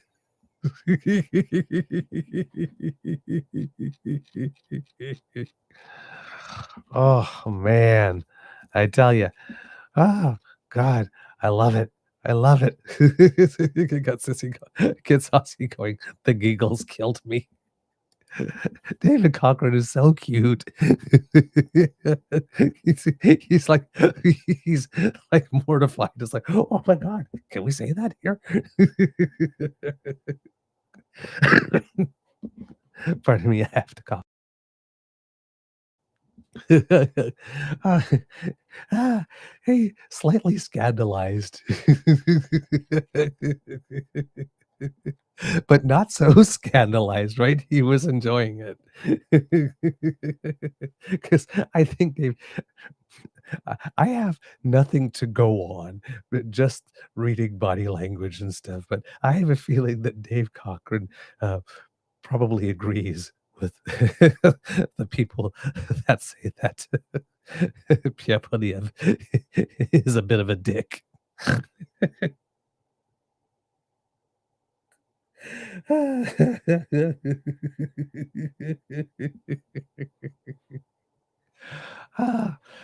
Some days I love doing this.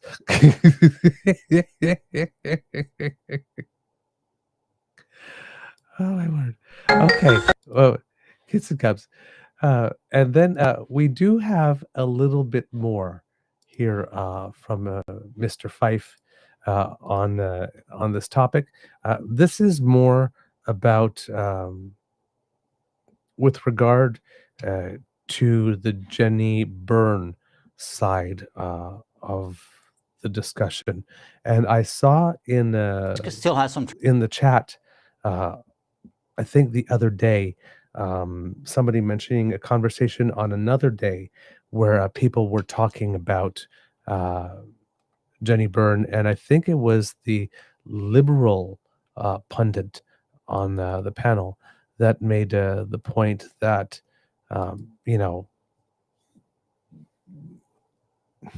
but as a woman working in politics, she finds it very interesting how all the victory goes to the leader, but when there's a loss, something like that, it all falls on the person behind the scenes and not so much the leader. Now, fair point. Yes, but Jenny Byrne also comes with a bit of a track record, and you know, we had Premier Houston talk about certain tactics and strategies that were used that were not particularly appreciated. So there is probably something to Jenny Byrne's contribution to this campaign that makes it such that she should wear some accountability. But, you know, the leader should stay. He did such a great job. He got us more seats and all like this, but she's got to go. It's like, that's a bit of a weird narrative. The leader did such a good job that it's inevitable and just so obvious that he should stay. Then why does the person who helped him achieve that success that made it so obvious that he should stay have to go? I mean, if we're being consistent and coherent. So let's take a listen here. Well, I think he still has some troubles here because the Liberals are trying to pick off MPs to see if they can get over the 172 margin. Obviously, they are talking to some Conservatives or hoping they can talk to some Conservatives. They're obviously talking to the NDP. So that will undermine his leadership if they lose some Conservatives to help the Liberals become a majority government. He also faces a mandatory leadership review, which will happen in the fall.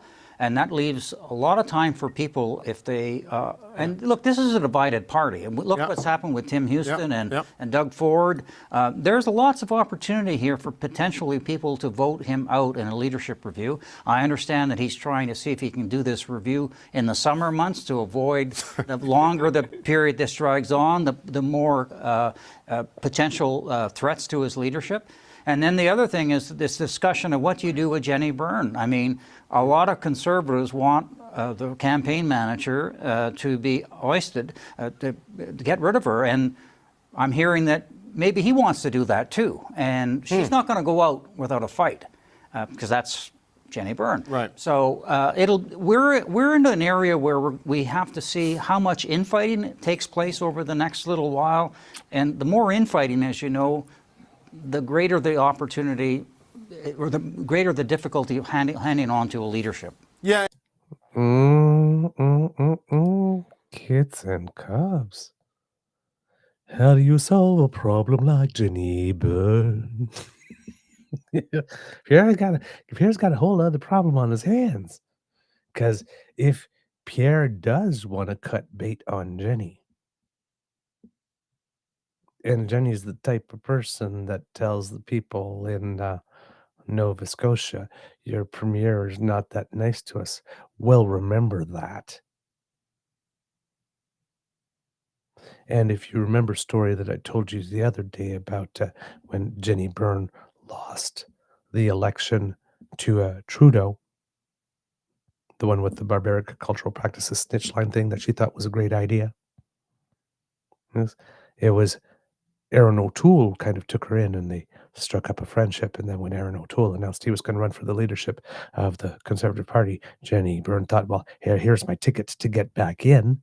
I could be able to run his leadership campaign. And then he took a pass on her. And then when he announced he was going to run for the leadership, well, when he won the leadership, and then he was going to run in the next federal election, well, they go, okay, now here's my ticket back onto the scene. And he didn't call on her. And when he didn't win, we all saw what happened to Aaron, did we?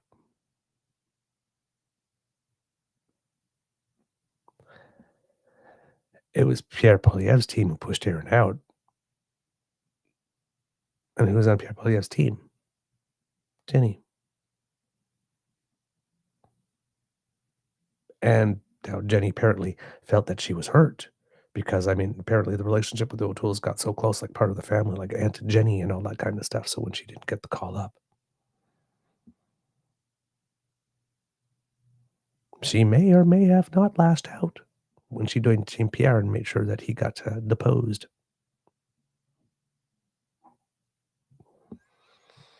So if she was Aunt Jenny and did it to Aaron,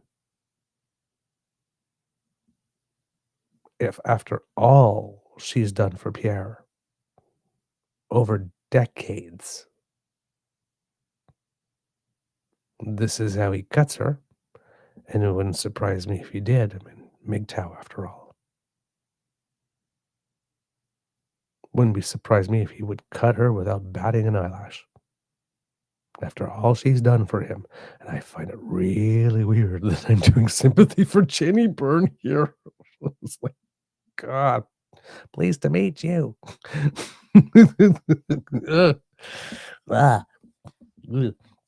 But yeah, we might get their Hell Hath No Fury, like a Jenny Byrne scorned. So there's opportunity for a lot more drama coming in and a lot more infighting from the Conservative benches if he decides he wants to part ways. So, yeah. And then, of course,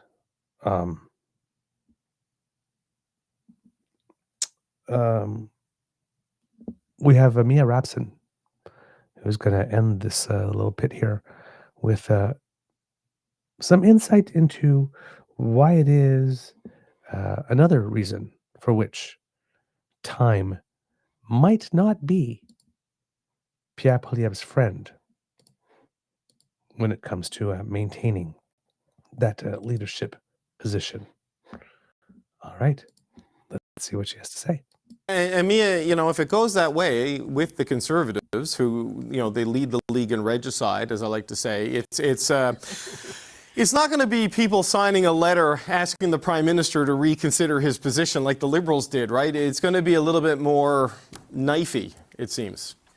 Yeah, I mean, they've got experience doing this. They know how to do it. And on Tuesday, they likely will vote themselves the ability to do it if they decide that they want to. And, you know, to Bob's point, there are many pitfalls that Mr. Poilièvre has to overcome in the next several months. If the Liberals somehow manage to eke another 4 seats now out of this parliament and get a majority, it gives them a little bit more runway as Conservatives to figure this out. But right now we are in a minority government situation, so they also don't necessarily have a ton of time to to get their act together and figure out what they want to do, because we're going to have a spring session of Parliament. It's going to be sort of a bit of a housekeeping session, get a few things done quickly, but the fall is when it's really going to start again. And Mr. Poilièvre has to be able to prove by the fall that he is in control of the party. And so there's going to have to be changes made. There are lots of people within the party that want to see changes made. Miss Burns' departure is one of those changes that a lot of people are asking for, but that may not be enough for some. And 4 or 5 months down the road, we also will have a sense of what kind of prime minister Mr. Carney is going to be. This is true. If he starts to lead the Liberals up in the polls, if people are liking what they're seeing, that also might be more of a challenge for Mr. Poilièvre going forward. I know JD is. And there you have it, kits and cubs. Lots of things could still be happening here. Lots of chess pieces left to be moved on this board.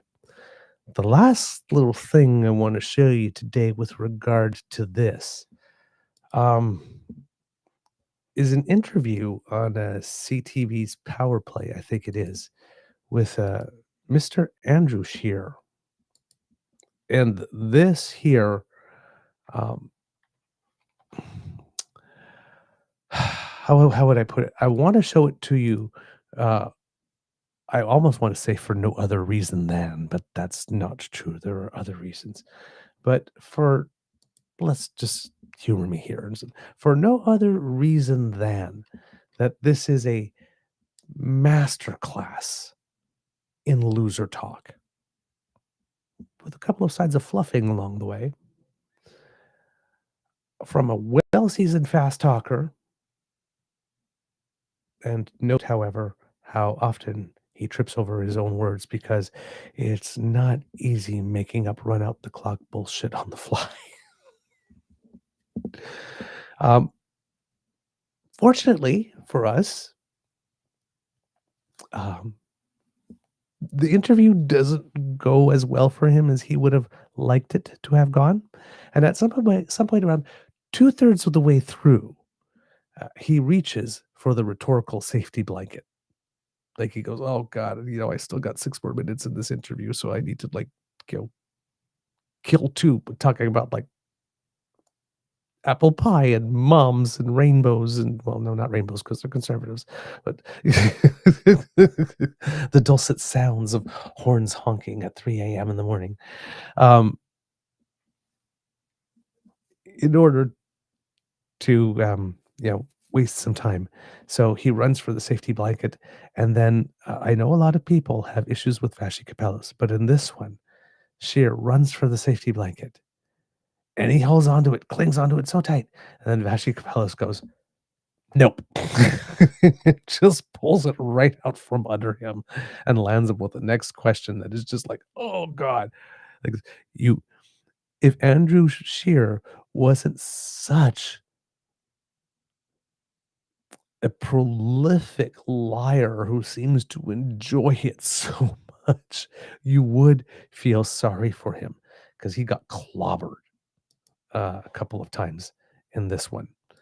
So, kits and cubs, please sit back, relax. Now, I am going to try and play this without intervening every now and then, but that's going to be hard, because there's a lot of bullshit per second count in this, and there's a couple of things that he says that are just not on.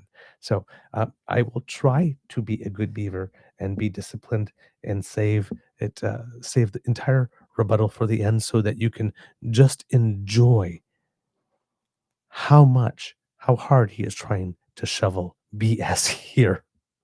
Bless his heart. This is the guy that might end up being the interim leader of the Conservative Party, by the way, while we're waiting for the stuff with Pierre to sort out. So if that is the case, they're not exactly reaching for the bright lights. I'm so sorry. I should not be laughing this hard, but this is not good in any way. This is not a good effort on the part of Andrew Scheer. Okay, kits and cubs, I present to you a master class in loser talk that goes really wrong. Some harsh words for the federal Conservative Party from their provincial cousins taking aim at Pierre Poilièvre's strategy. The Tories did win their highest vote share since the late 80s Monday night and increased the number of seats, but still lost to the Liberals and failed to win the popular vote, something they've held the past 2 elections. And leader Pierre Poilièvre lost his long-held Ottawa area riding and has yet to address that loss publicly. So what is next for the party? With us now to talk about that is former leader Andrew Scheer, who was again re-elected to his Regina seat by a wide margin. Hi, Mr. Scheer, it's good to see you. Good to see you too, Vash. I appreciate you making the time for the conversation. I know from a statement that you released yesterday that you want Mr. Poilièvre to stay on. Has Mr. Poilièvre decided that he will? Absolutely. Pierre is a fighter, and he's doing it for the people who have been left behind for this government. That's really what inspires him. The Liberals have caused so much hardship for people, and we heard those stories across the country. People who are still living in their parents' basements because they can't afford to own a home. People have lost their jobs and their livelihoods because of Liberal anti-energy and natural resource policies. And he's really inspired by those people who are counting on our party to deliver that real change. So we had incredible gains. He led our party to historic highs in every corner of the country, gained seats in every province. We're disappointed that we didn't form the government, but there's a lot to build from here. And Pierre's inspirational leadership got us here, and his continued leadership will be what delivers a victory next time. Why did it feel so? Okay. Pierre's inspirational leadership. Oh, girl. She works hard for the money. All right. Rewinded it a couple of seconds. But so because I cut off Ashy's next question there. And his continued leadership will be what delivers a victory next time. Why did it fail to secure his own seat? Well, look, I mean, even in his own seat, he saw an increase in votes for himself. And but he lost by 4,000 votes. No, but when you look at the utter collapse of the NDP, I mean, I come from Saskatchewan, the birthplace of the CCF and Tommy Douglas and all the heroes on the radical left, and they came in third. Every election I've ever fought in since 2004, the NDP were in the low 30s, high 20s. Last time I checked in province-wide, they're 7.5%. So that is at play in a lot of areas. Some of the seats that we weren't successful in, we saw historic gains. We saw massive amounts of new voters. There's a story to be told there about all the new people that Pierre has attracted to our movement. I mean, people who say that some of the criticisms I just heard on the lead into the show, they're just not looking at the facts. The facts are more people voted for us than ever before. We got a higher percentage than ever in the modern Conservative history, and we picked up seats that we haven't held in some cases in 20 years. So did we do enough to win? Clearly, we have more work to do. There's another step to this journey, but there's an incredible base of support here that we could not have achieved without Pierre Poilièvre's inspirational leadership. I think you're pointing to comments from Premier Doug Ford in Ontario and Premier Tim Houston in Nova Scotia. And I take your point about all the gains, and I think that's a completely fair comment on what happened. But like you said, it wasn't enough to win.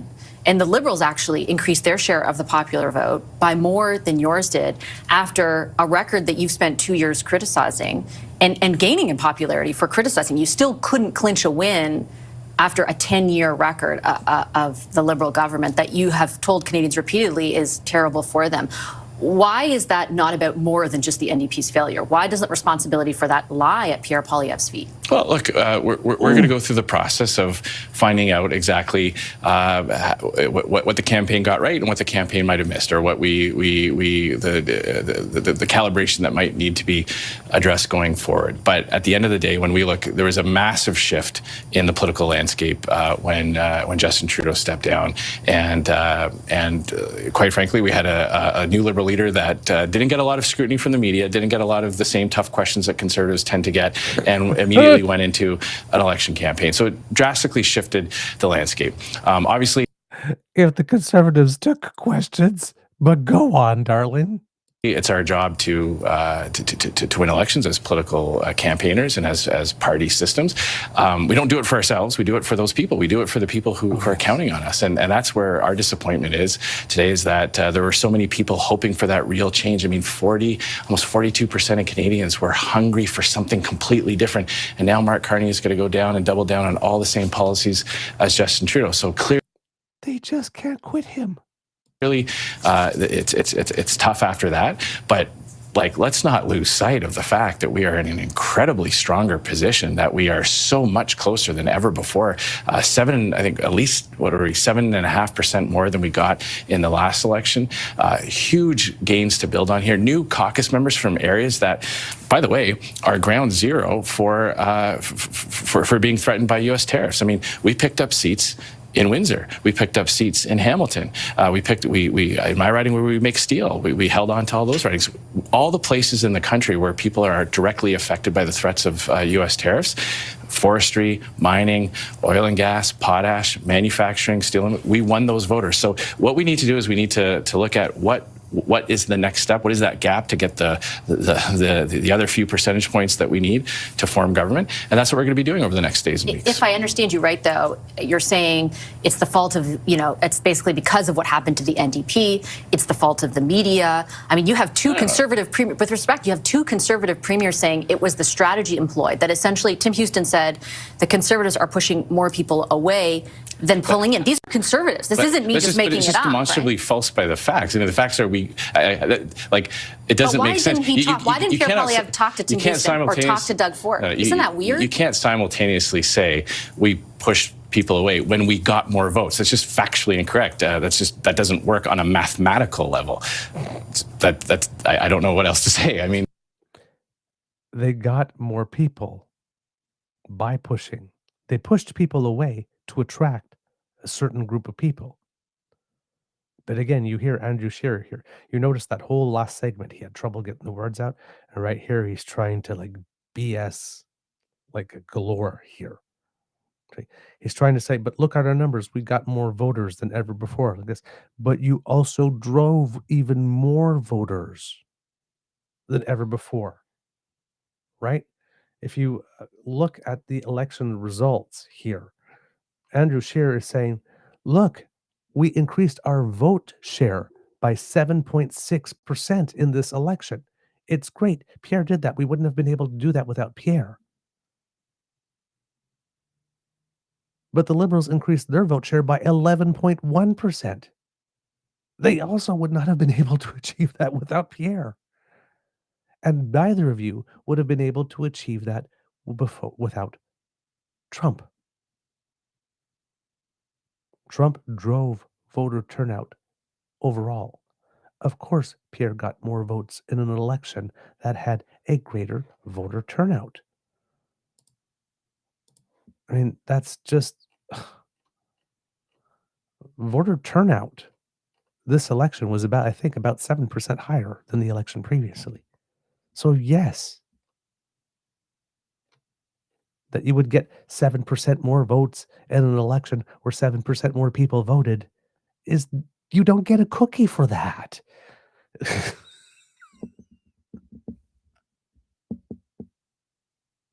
Oh my God, this guy. Okay. Now, this is where Andrew Scheer shows that he went a bit to the Pierre Poilièvre school of taking journalist questions. He's getting upset and frustrated, so he's trying a different tactic now. We got more votes, we got a higher percentage, we won more seats. Clearly, we weren't pushing people away. We reached historic highs. That's just a nonsensical statement that doesn't hold up to a second's worth of scrutiny. But it's coming from a person who clearly feels like there was no outreach to the people who supported him and to him himself, right? So supported who? Tim Houston. I'm not sure I follow the question. He's making that statement based on what he has observed and his own experience, which he did. Well, he has said that there was no outreach, for example, from Pierre Poilièvre to him. So his has Doug feelings Ford. Are hurt? I don't know. I'm just conveying what said. And I understand what you're saying, but I can't discount what two conservative premiers are saying. Like, Doug Ford is the premier of the most populous province in the country. Like, does what he say not matter at all? Like, if he feels that no outreach was done to him or his supporters, isn't that something to just take stock of? I just don't believe that's true. And again, we're on this. We're in this not because we're worried about interpersonal relationships with someone like Doug Ford. We're worried about the people in Ontario who are affected by terrible Liberal policies. That's who we are listening to. That's who we're. Okay, so I hope you saw that, right? All that back and forth. It's almost like the Pierre Poilièvre eating the apple. Did he say that? Oh, was his feelings hurt? The problem, Andrew Scheer, according to Bob Fife, is that people have a problem with your leader being a dick.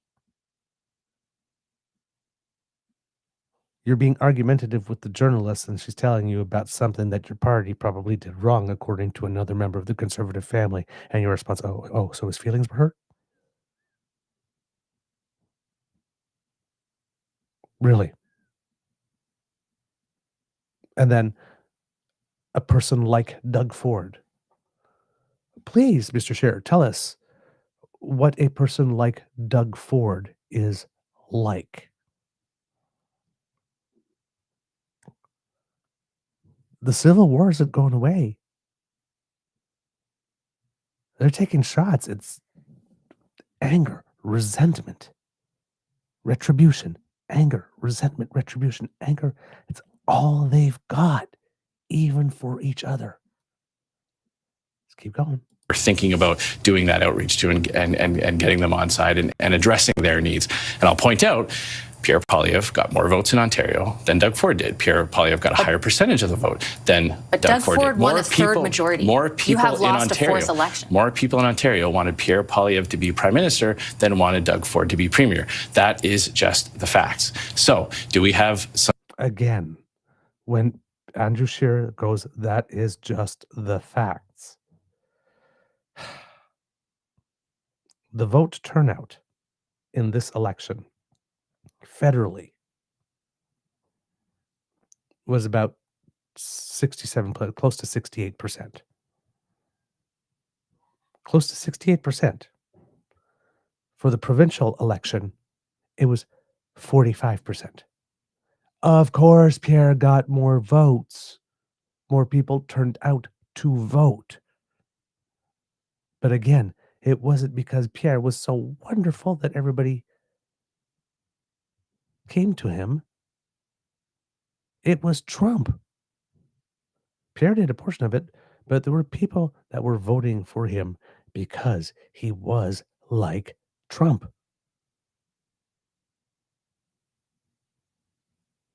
And same thing for the Liberals. There's a lot of vote that went the Liberal way, not because people were enamored or crazy about Mark Carney. I mean, a lot of them were. I mean, that explains the shift. I mean, it's a historic shift. But a lot of them is because we don't want Trump. Neither south of us. We want someone to protect us from Trump, south of us. And we definitely don't want Trump in our own house.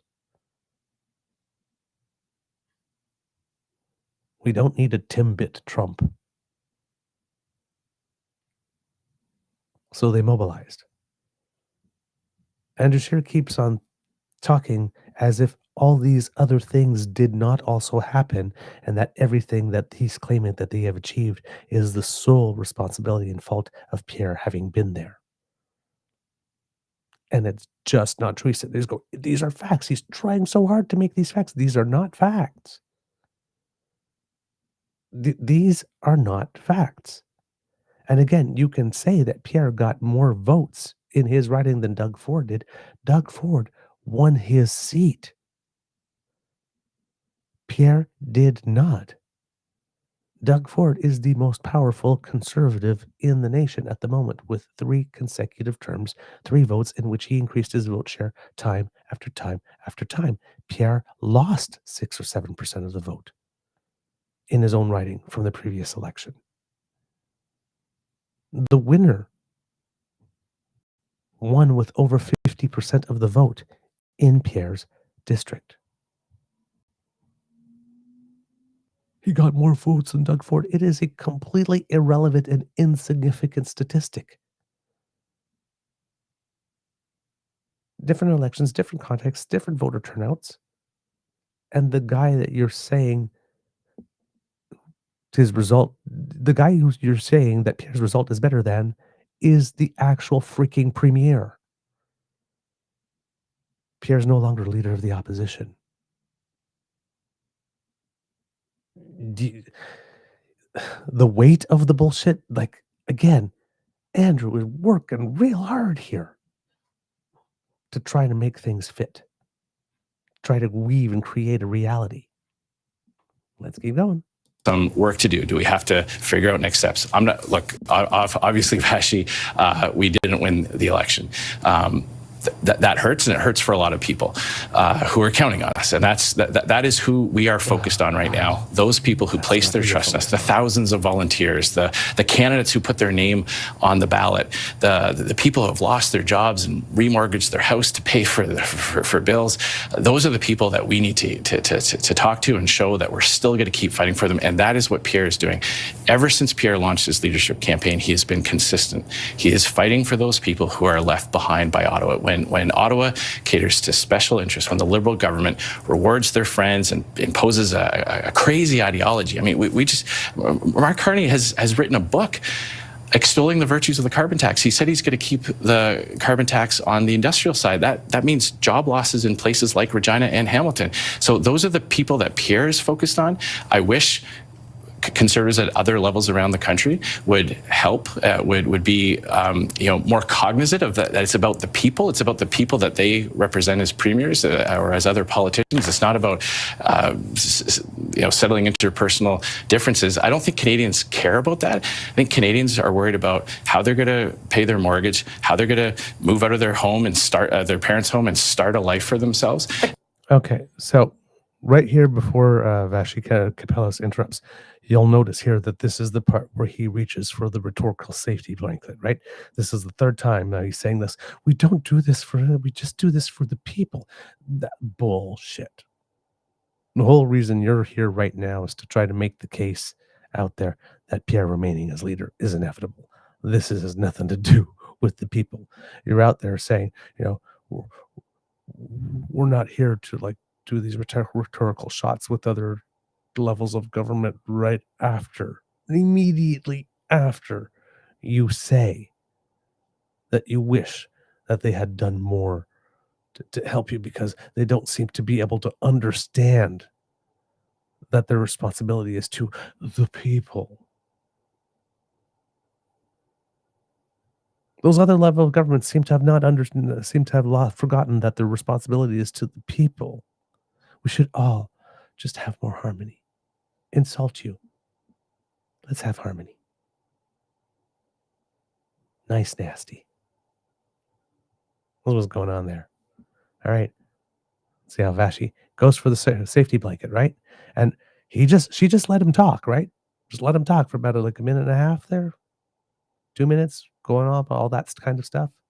Shifting from thing to thing. Oh, and he wrote about it in the book and all that kind of stuff. Now watch what she does. Don't Canadians also want to see, for example, somebody who is running to represent all the things you just said, the interests of people who feel left behind? Don't they want to see that person working with other leaders and working towards better outcomes for everyone? You're dismissive of, for example, for the Premier's support in Ontario, he won a third majority mandate. You have failed to win a fourth time around. As I said, there are dynamics that we have to figure out to make sure that doesn't happen again. But again, more people wanted Pierre Poilièvre to be Prime Minister in Ontario than wanted Doug Ford to be Premier. That's just a fact. But I'll tell you what Pierre Poilièvre I just didn't feel do. like it sounds like you guys are in denial that you lost. I won, but I lost. I don't understand. Who's denying that? No, I'm just saying your prescription is to do something that Premier Ford seems to be asking for. I'm just pointing out that, for sure we have to take a look and take stock and say, what do we need to do to win next time? I'm just pointing out that Pierre Poilièvre is he's popular. He's more popular in Ontario than Doug Ford is, just based on the votes. That's not a subjective opinion. If we just count ballots, that is just an objectively true statement. Didn't the Liberals win the popular vote though in Ontario? I'm just saying when you're talking about popularity, when you're talking about base of support, These are just facts. I'll tell you what Pierre Poilièvre didn't do. Pierre Poilièvre didn't endorse Bonnie Crombie. Pierre Poilièvre didn't praise opponents of Premier Ford and the Ontario PC party. So, look, I think it's time. What I would say to everybody in Canada, every Conservative, every type of every level, we can all agree that Liberal policies will be bad for Canada. So let's work together. Let's work together. Let's stop this kind of thing, this kind of finger pointing. We will absolutely take a hard look at what decisions were made and why were they made and what data went into making those decisions. What do we need to do to be successful next time? And again, not because we want the blue team in and not because out of our party's sake, but I'll tell you, actually, I knocked on doors in every corner of this country. The despair that people had if the Liberals got another term was real. I mean, we had people weeping, crying, telling us their stories at rallies and on the doorstep. People weren't just saying, we hope you win. They were saying, you gotta win. And that's what's disappointing today, knowing that we weren't successful. And that's what's gonna drive us to put aside all this back and forth with other Conservative politicians. That's what's going to drive Pierre to stay focused on those people and their stories and bring them hope again. So it's early days after the election. There's a lot of work for us to do, but I can tell you that Pierre is fighting and he's driven by that need to restore that hope for Canadians. Does he feel a responsibility for letting those people down? I remember years ago speaking to you after your loss. You won the popular vote. You lost against a majority government, the Liberal government. You brought them still to a minority, though. He lost the popular vote and couldn't win after a decade of the Trudeau government and 2 minority governments. Like, why was it appropriate for you to step down in that instance, but not for him? I mean, to compare these results to 2019, I don't even mind saying I was leader in 2019. Pierre was leader this time. Massive gains, actually. But you won the popular vote. This is we're in the early days after the election. There is no one that could have built up this team, this platform, other than Pierre. I mean, it's almost like everyone forgets that Justin Trudeau was a popular prime minister with a whole lot of support for his policies. And Pierre, through a systematic litigation of the damage that was doing to Canadians, forced a sitting prime minister who did not want to go to resign. Okay, that's no small accomplishment. So this idea that it was no big deal to go into an election with this kind of footing is just false. It took Pierre's vision. It took Pierre's leadership style to put us in the position that we were. We got 42% of the vote. That's more votes than... But in January, if I could just say, Pierre Poilièvre got a higher percentage of the vote than Jean Chrétien ever got, than Paul Martin, than Stephen Harper, than Justin Trudeau. So we need to put this in perspective. But they all won majority governments. Not Paul Martin, but the other ones. Okay, but clearly, we need to think about a few things about how we fell short and why we fell. No one's here denying that. And my message to those 8 million plus, or around 8 million, I haven't done a recent check, but about 8 million people who voted Conservative, hoping for that change. My message is, we get that there is disappointment. We get that we need to figure something else out to win next time. We're not taking that for granted. No one's saying here, that we don't have some work to do to figure that out.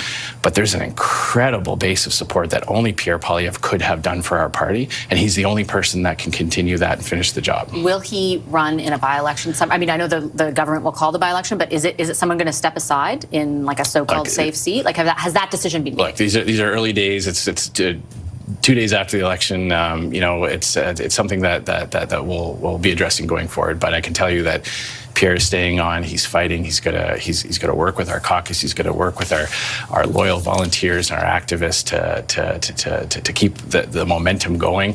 And I am very confident that as we get through the difficult days, the next days and weeks, as we figure some of these things out, we're gonna come out the other side with a more united team, with a bigger team, with more representation from more provinces, and Pierre is the man to deliver that victory in the next election. In the meantime, while he's not in the House, will you be leading the party in the House? Still not decided. Okay. Had to check. Okay, Mr. Scheer, thanks for your time. I appreciate it very much. Thank you very much. Andrew Scheer is a re-elected MP and, of course, former leader of the Conservative Party.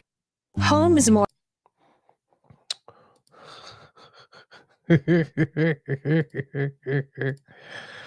Well, you see how that interview crashed and burned, didn't it? But you won the popular vote, Mr. Scheer. He didn't even do that. Why did you have to go? Why does he get to stay? Oh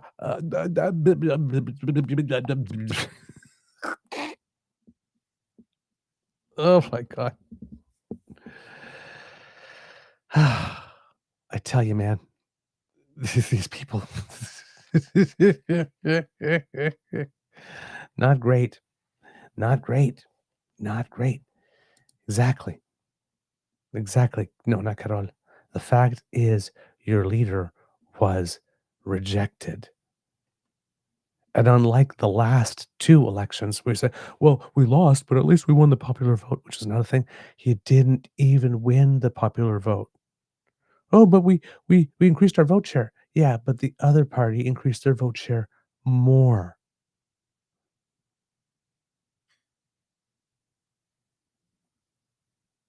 I mean, and as has been pointed out to you, this is the fourth leader in a row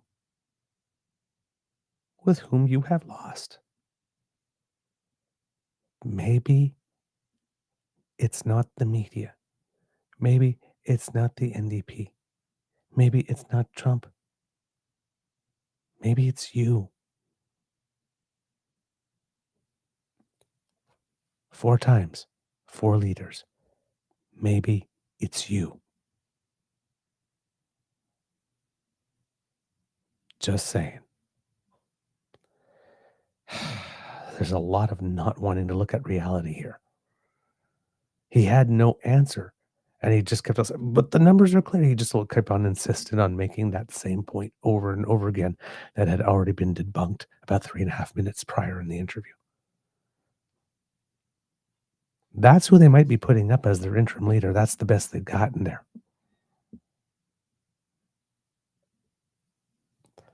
Yeah. I'd be concerned too. Oh my God. He's bad. He's bad. Right. Kitland, Andy. Canada is just not that into him. Kit, Adam, Mr. Wolf, how are you? Good morning. Thank you for joining us. Party before country is the conservative mantra. Indeed. Kit Jonathan B. I cannot find the vomit button.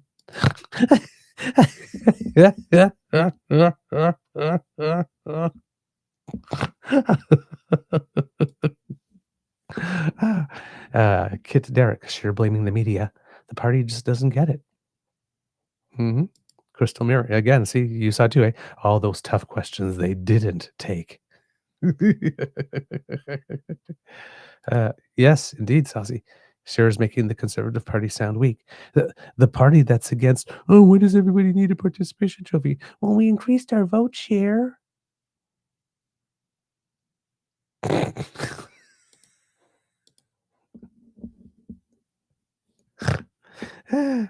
It's just so funny to see Andrew Scheer wanting a participation trophy. Oh my God. Yeah, exactly. Yeah.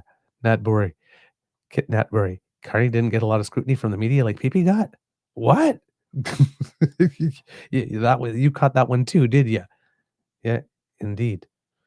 Let's see. What else do we have? Yeah, there we go. Kit PNC bio. Don't throw logic at them. That's gotcha journalism.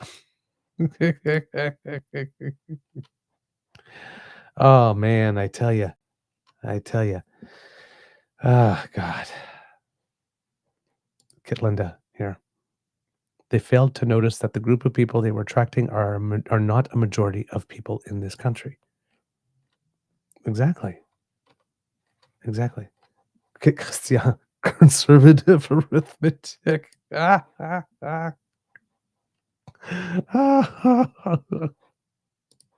This is why they're also fiscally irresponsible.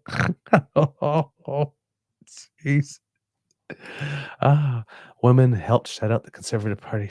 Thank God, and particularly in praise for older women. Thank you. Thank you.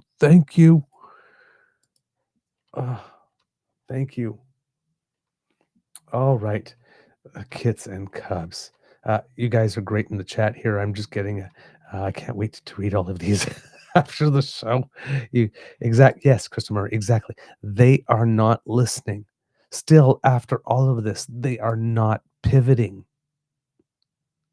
We just got to keep on doing the same thing we were doing, just a little louder and a little harder. Maybe next time it will work.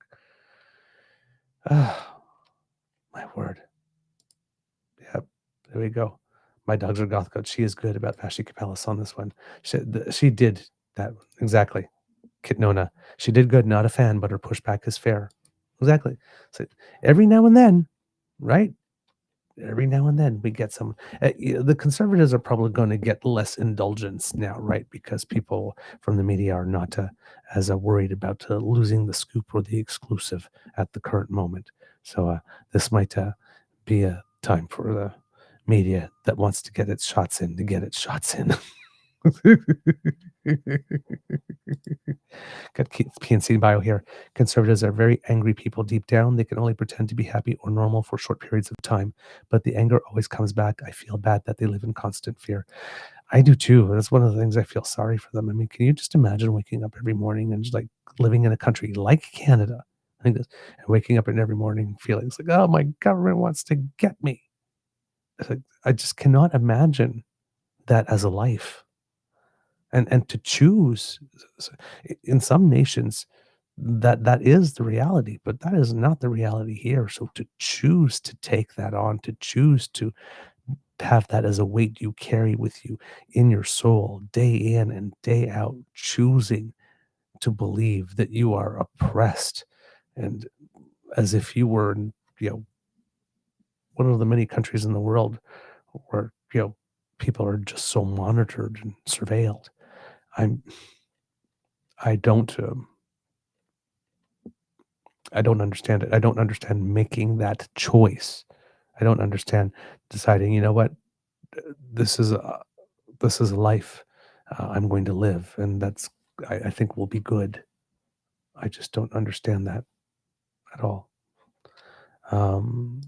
Let's see. Oh, we have a kid asking for some help here, I think.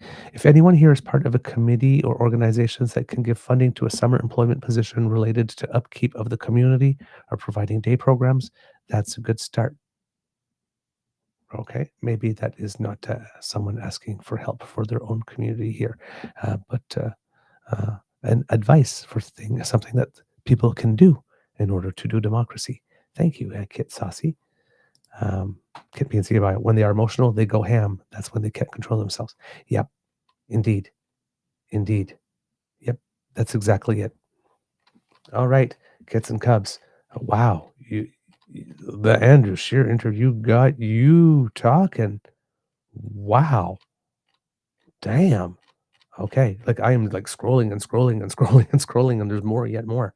Yeah. Thank you so much for participating in that part of the conversation. Thank you so much. I can't wait to read what you've all said. Kids and Cubs, I believe for now, that's enough for today. That's the end of this episode of the Daily Beaver Morning Show. We hope that you love listening to us because we love making this for you. Remember, sharing is caring and word of mouth is priceless. So please tell your peeps and poops all about us. We really appreciate it when you do. Now, Kits and Cubs, if you are a very, very busy person, making democracy happen, networking, bringing people together, all that good stuff, and you don't necessarily have time to watch us here on YouTube or sit in front of your computer, maybe you're just kids and spouse and job and just the daily grind, and you got a meal to make, and you want to stay on top of things, but you don't have time to sit down and watch. Well, hey, we're portable. We have an ears-only version, so you can take us on the go and podcast version. And to do that, well, thanks to the Ray Girl, of course, all you need to do is scan that QR code.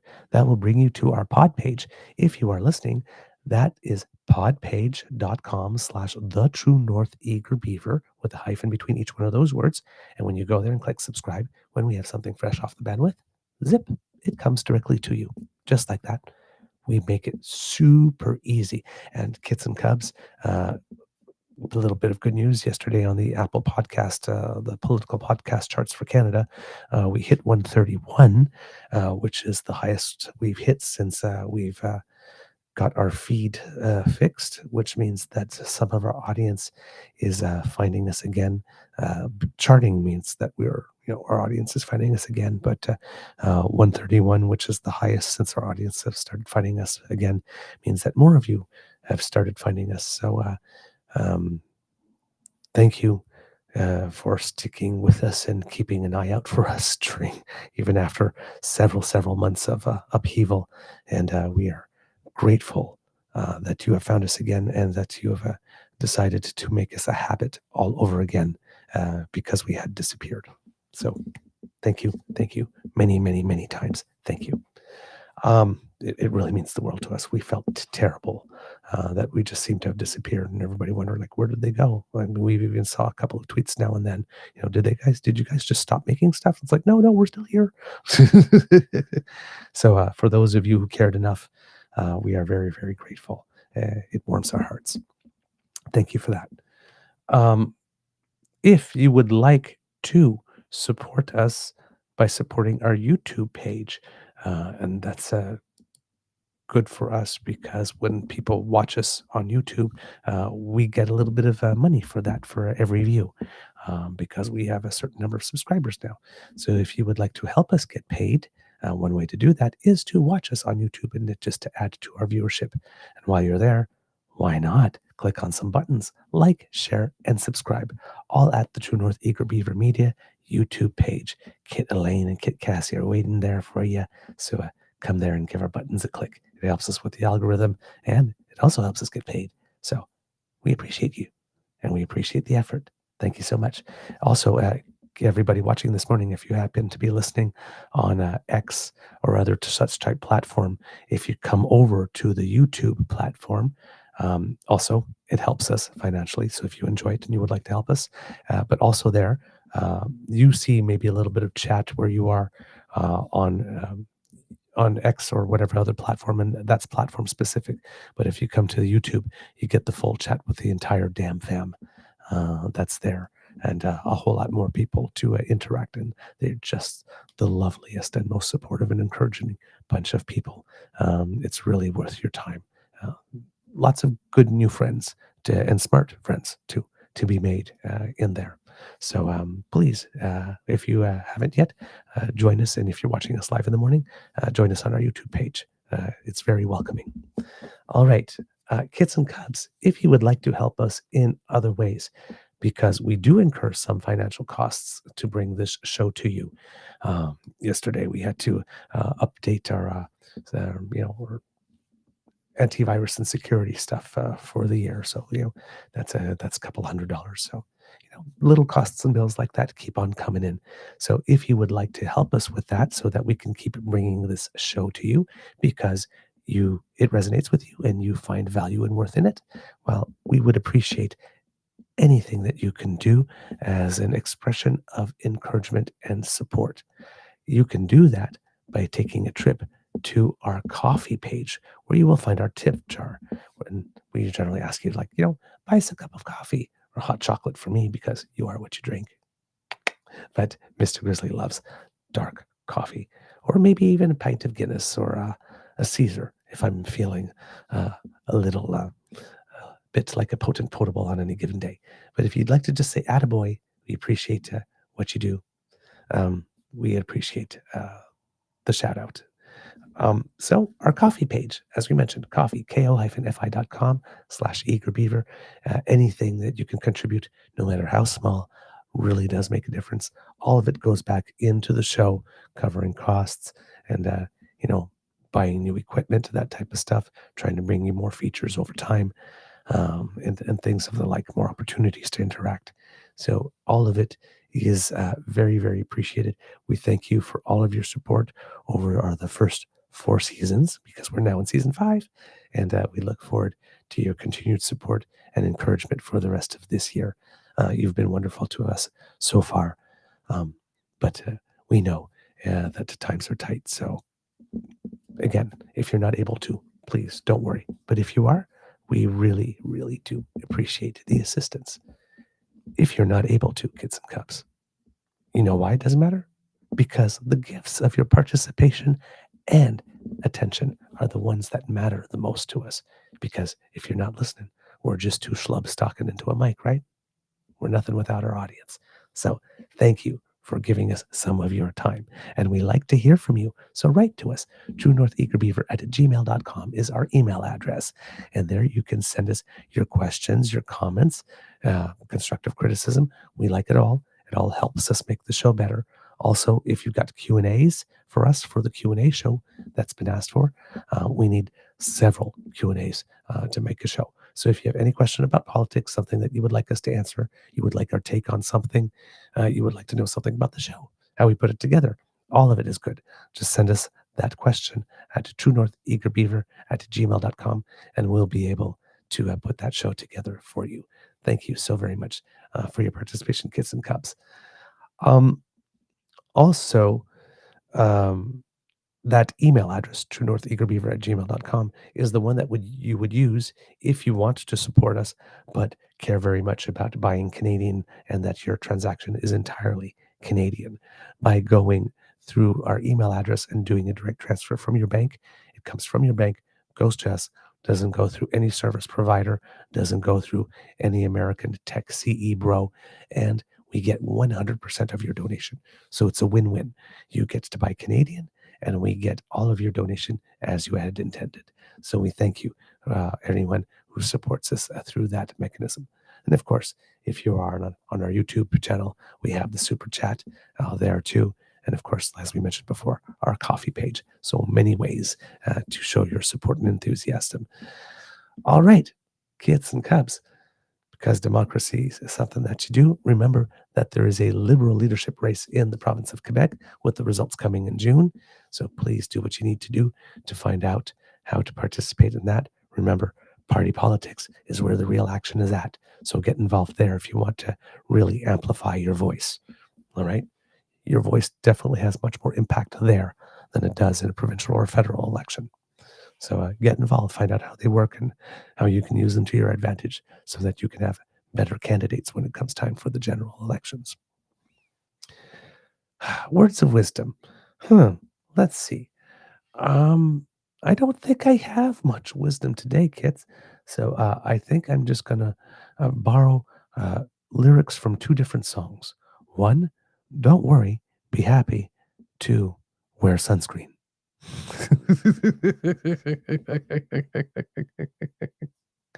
Oh, by the way, here's some words of wisdom. Watch curling. The World Mixed Doubles Curling Championships are going on right now, and Team Canada, represented by Jocelyn Peterman and Brent Gallant, who are married in real life, have finished third in their pool. Top three in each pool goes off to the playoffs, which means they are there. So they will be fighting for the gold medal. They won silver, I believe, a couple of years ago, if I'm not mistaken, back in right before the previous Olympics, I think. So they're in the fight, and by reaching the playoff round, that means Team Canada has recorded enough points at the World Championships in 2 years to qualify Team Canada for a spot in mixed doubles at the next Winter Olympics, and it will be this duo who will be going to represent. So they won the national championship, they qualified Canada for the Olympics, and now because they've done all that, they get to go. More proof that if you do the work, you get to reap the rewards. Good for them. So if you would like to see how they do, again, if you go to, I believe it's World Curling on YouTube, you will be able to see all the matches. And if you've never watched mixed doubles curling, it's a trip because there's just two people. So it's a little bit of a different game, and you see people throwing rocks, getting up and sweeping and all that kind of stuff. So it's a little more exciting sometimes, and for the players too, because they have a lot more to do. And it's a faster paced game. Each team only throws 5 rocks per end. So, matches are usually over in about an hour and a half or so, rather than a regular match that usually lasts 2 hours and a half to about 3. So it's a much more rapid watch as well. So I encourage you to check it out if you have time. All right. And of course, kids and cubs, because it is hockey night in Canada. Oh, we even had a little sound effect there. Remember, St. Louis Blues versus the Winnipeg Jets at 8 p.m. Eastern. So please watch that. The Winnipeg Jets have an opportunity to punch their ticket to the next round. And for those of you who have been following my following of Gabriel Diallo, the tennis player who had been having the week of his life, yesterday his run at the Miami Open did come to an end. Had a great first set against Lorenzo Musetti. In fact, was the first to get a break and had a 4-3 lead, but then developed a case of, oh my God, I actually think I could win this itis. And wasn't able to, basically gave back the break immediately after. And then Musetti was off to the races from that point on. But still an incredible result for him, who climbs from, I think, 78th in the world to about 54th. So knocking on the door of the top 50 in his first year in the top 100. So doing very well, establishing himself as a perhaps permanent presence in the, or long-term presence in the top 100. So that's very, very encouraging for him. All right. Kids and cubs, it could be a tough world out there. So please be kind to and gentle with yourself. And now, because I need it from you, kids and cubs, could you please say, Mr. Beaver, cue the cock. Ah, yes, I hear you. I hear you out there. Okay, your wish is my command. You are listening to a True North Eager Beaver Media Incorporated podcast. The True North Eager Beaver podcasts are proudly brought to you by our founding sponsors, the Misfit Mysteries from Corvid Moon Publishing, your source for science fiction, fantasy, and cozy mysteries featuring a broad diversity of characters, CanadianTarot.com, their uniquely Canadian online eclectic tarot community, and The Peppermaster, hot pepper sauces made from farm-fresh ingredients to thrill your taste buds and expand your mind. We are grateful to the Crier Media Network for its support, Pete Jarvis for our artwork, and Paul Joseph Something for our opening and closing sequence music.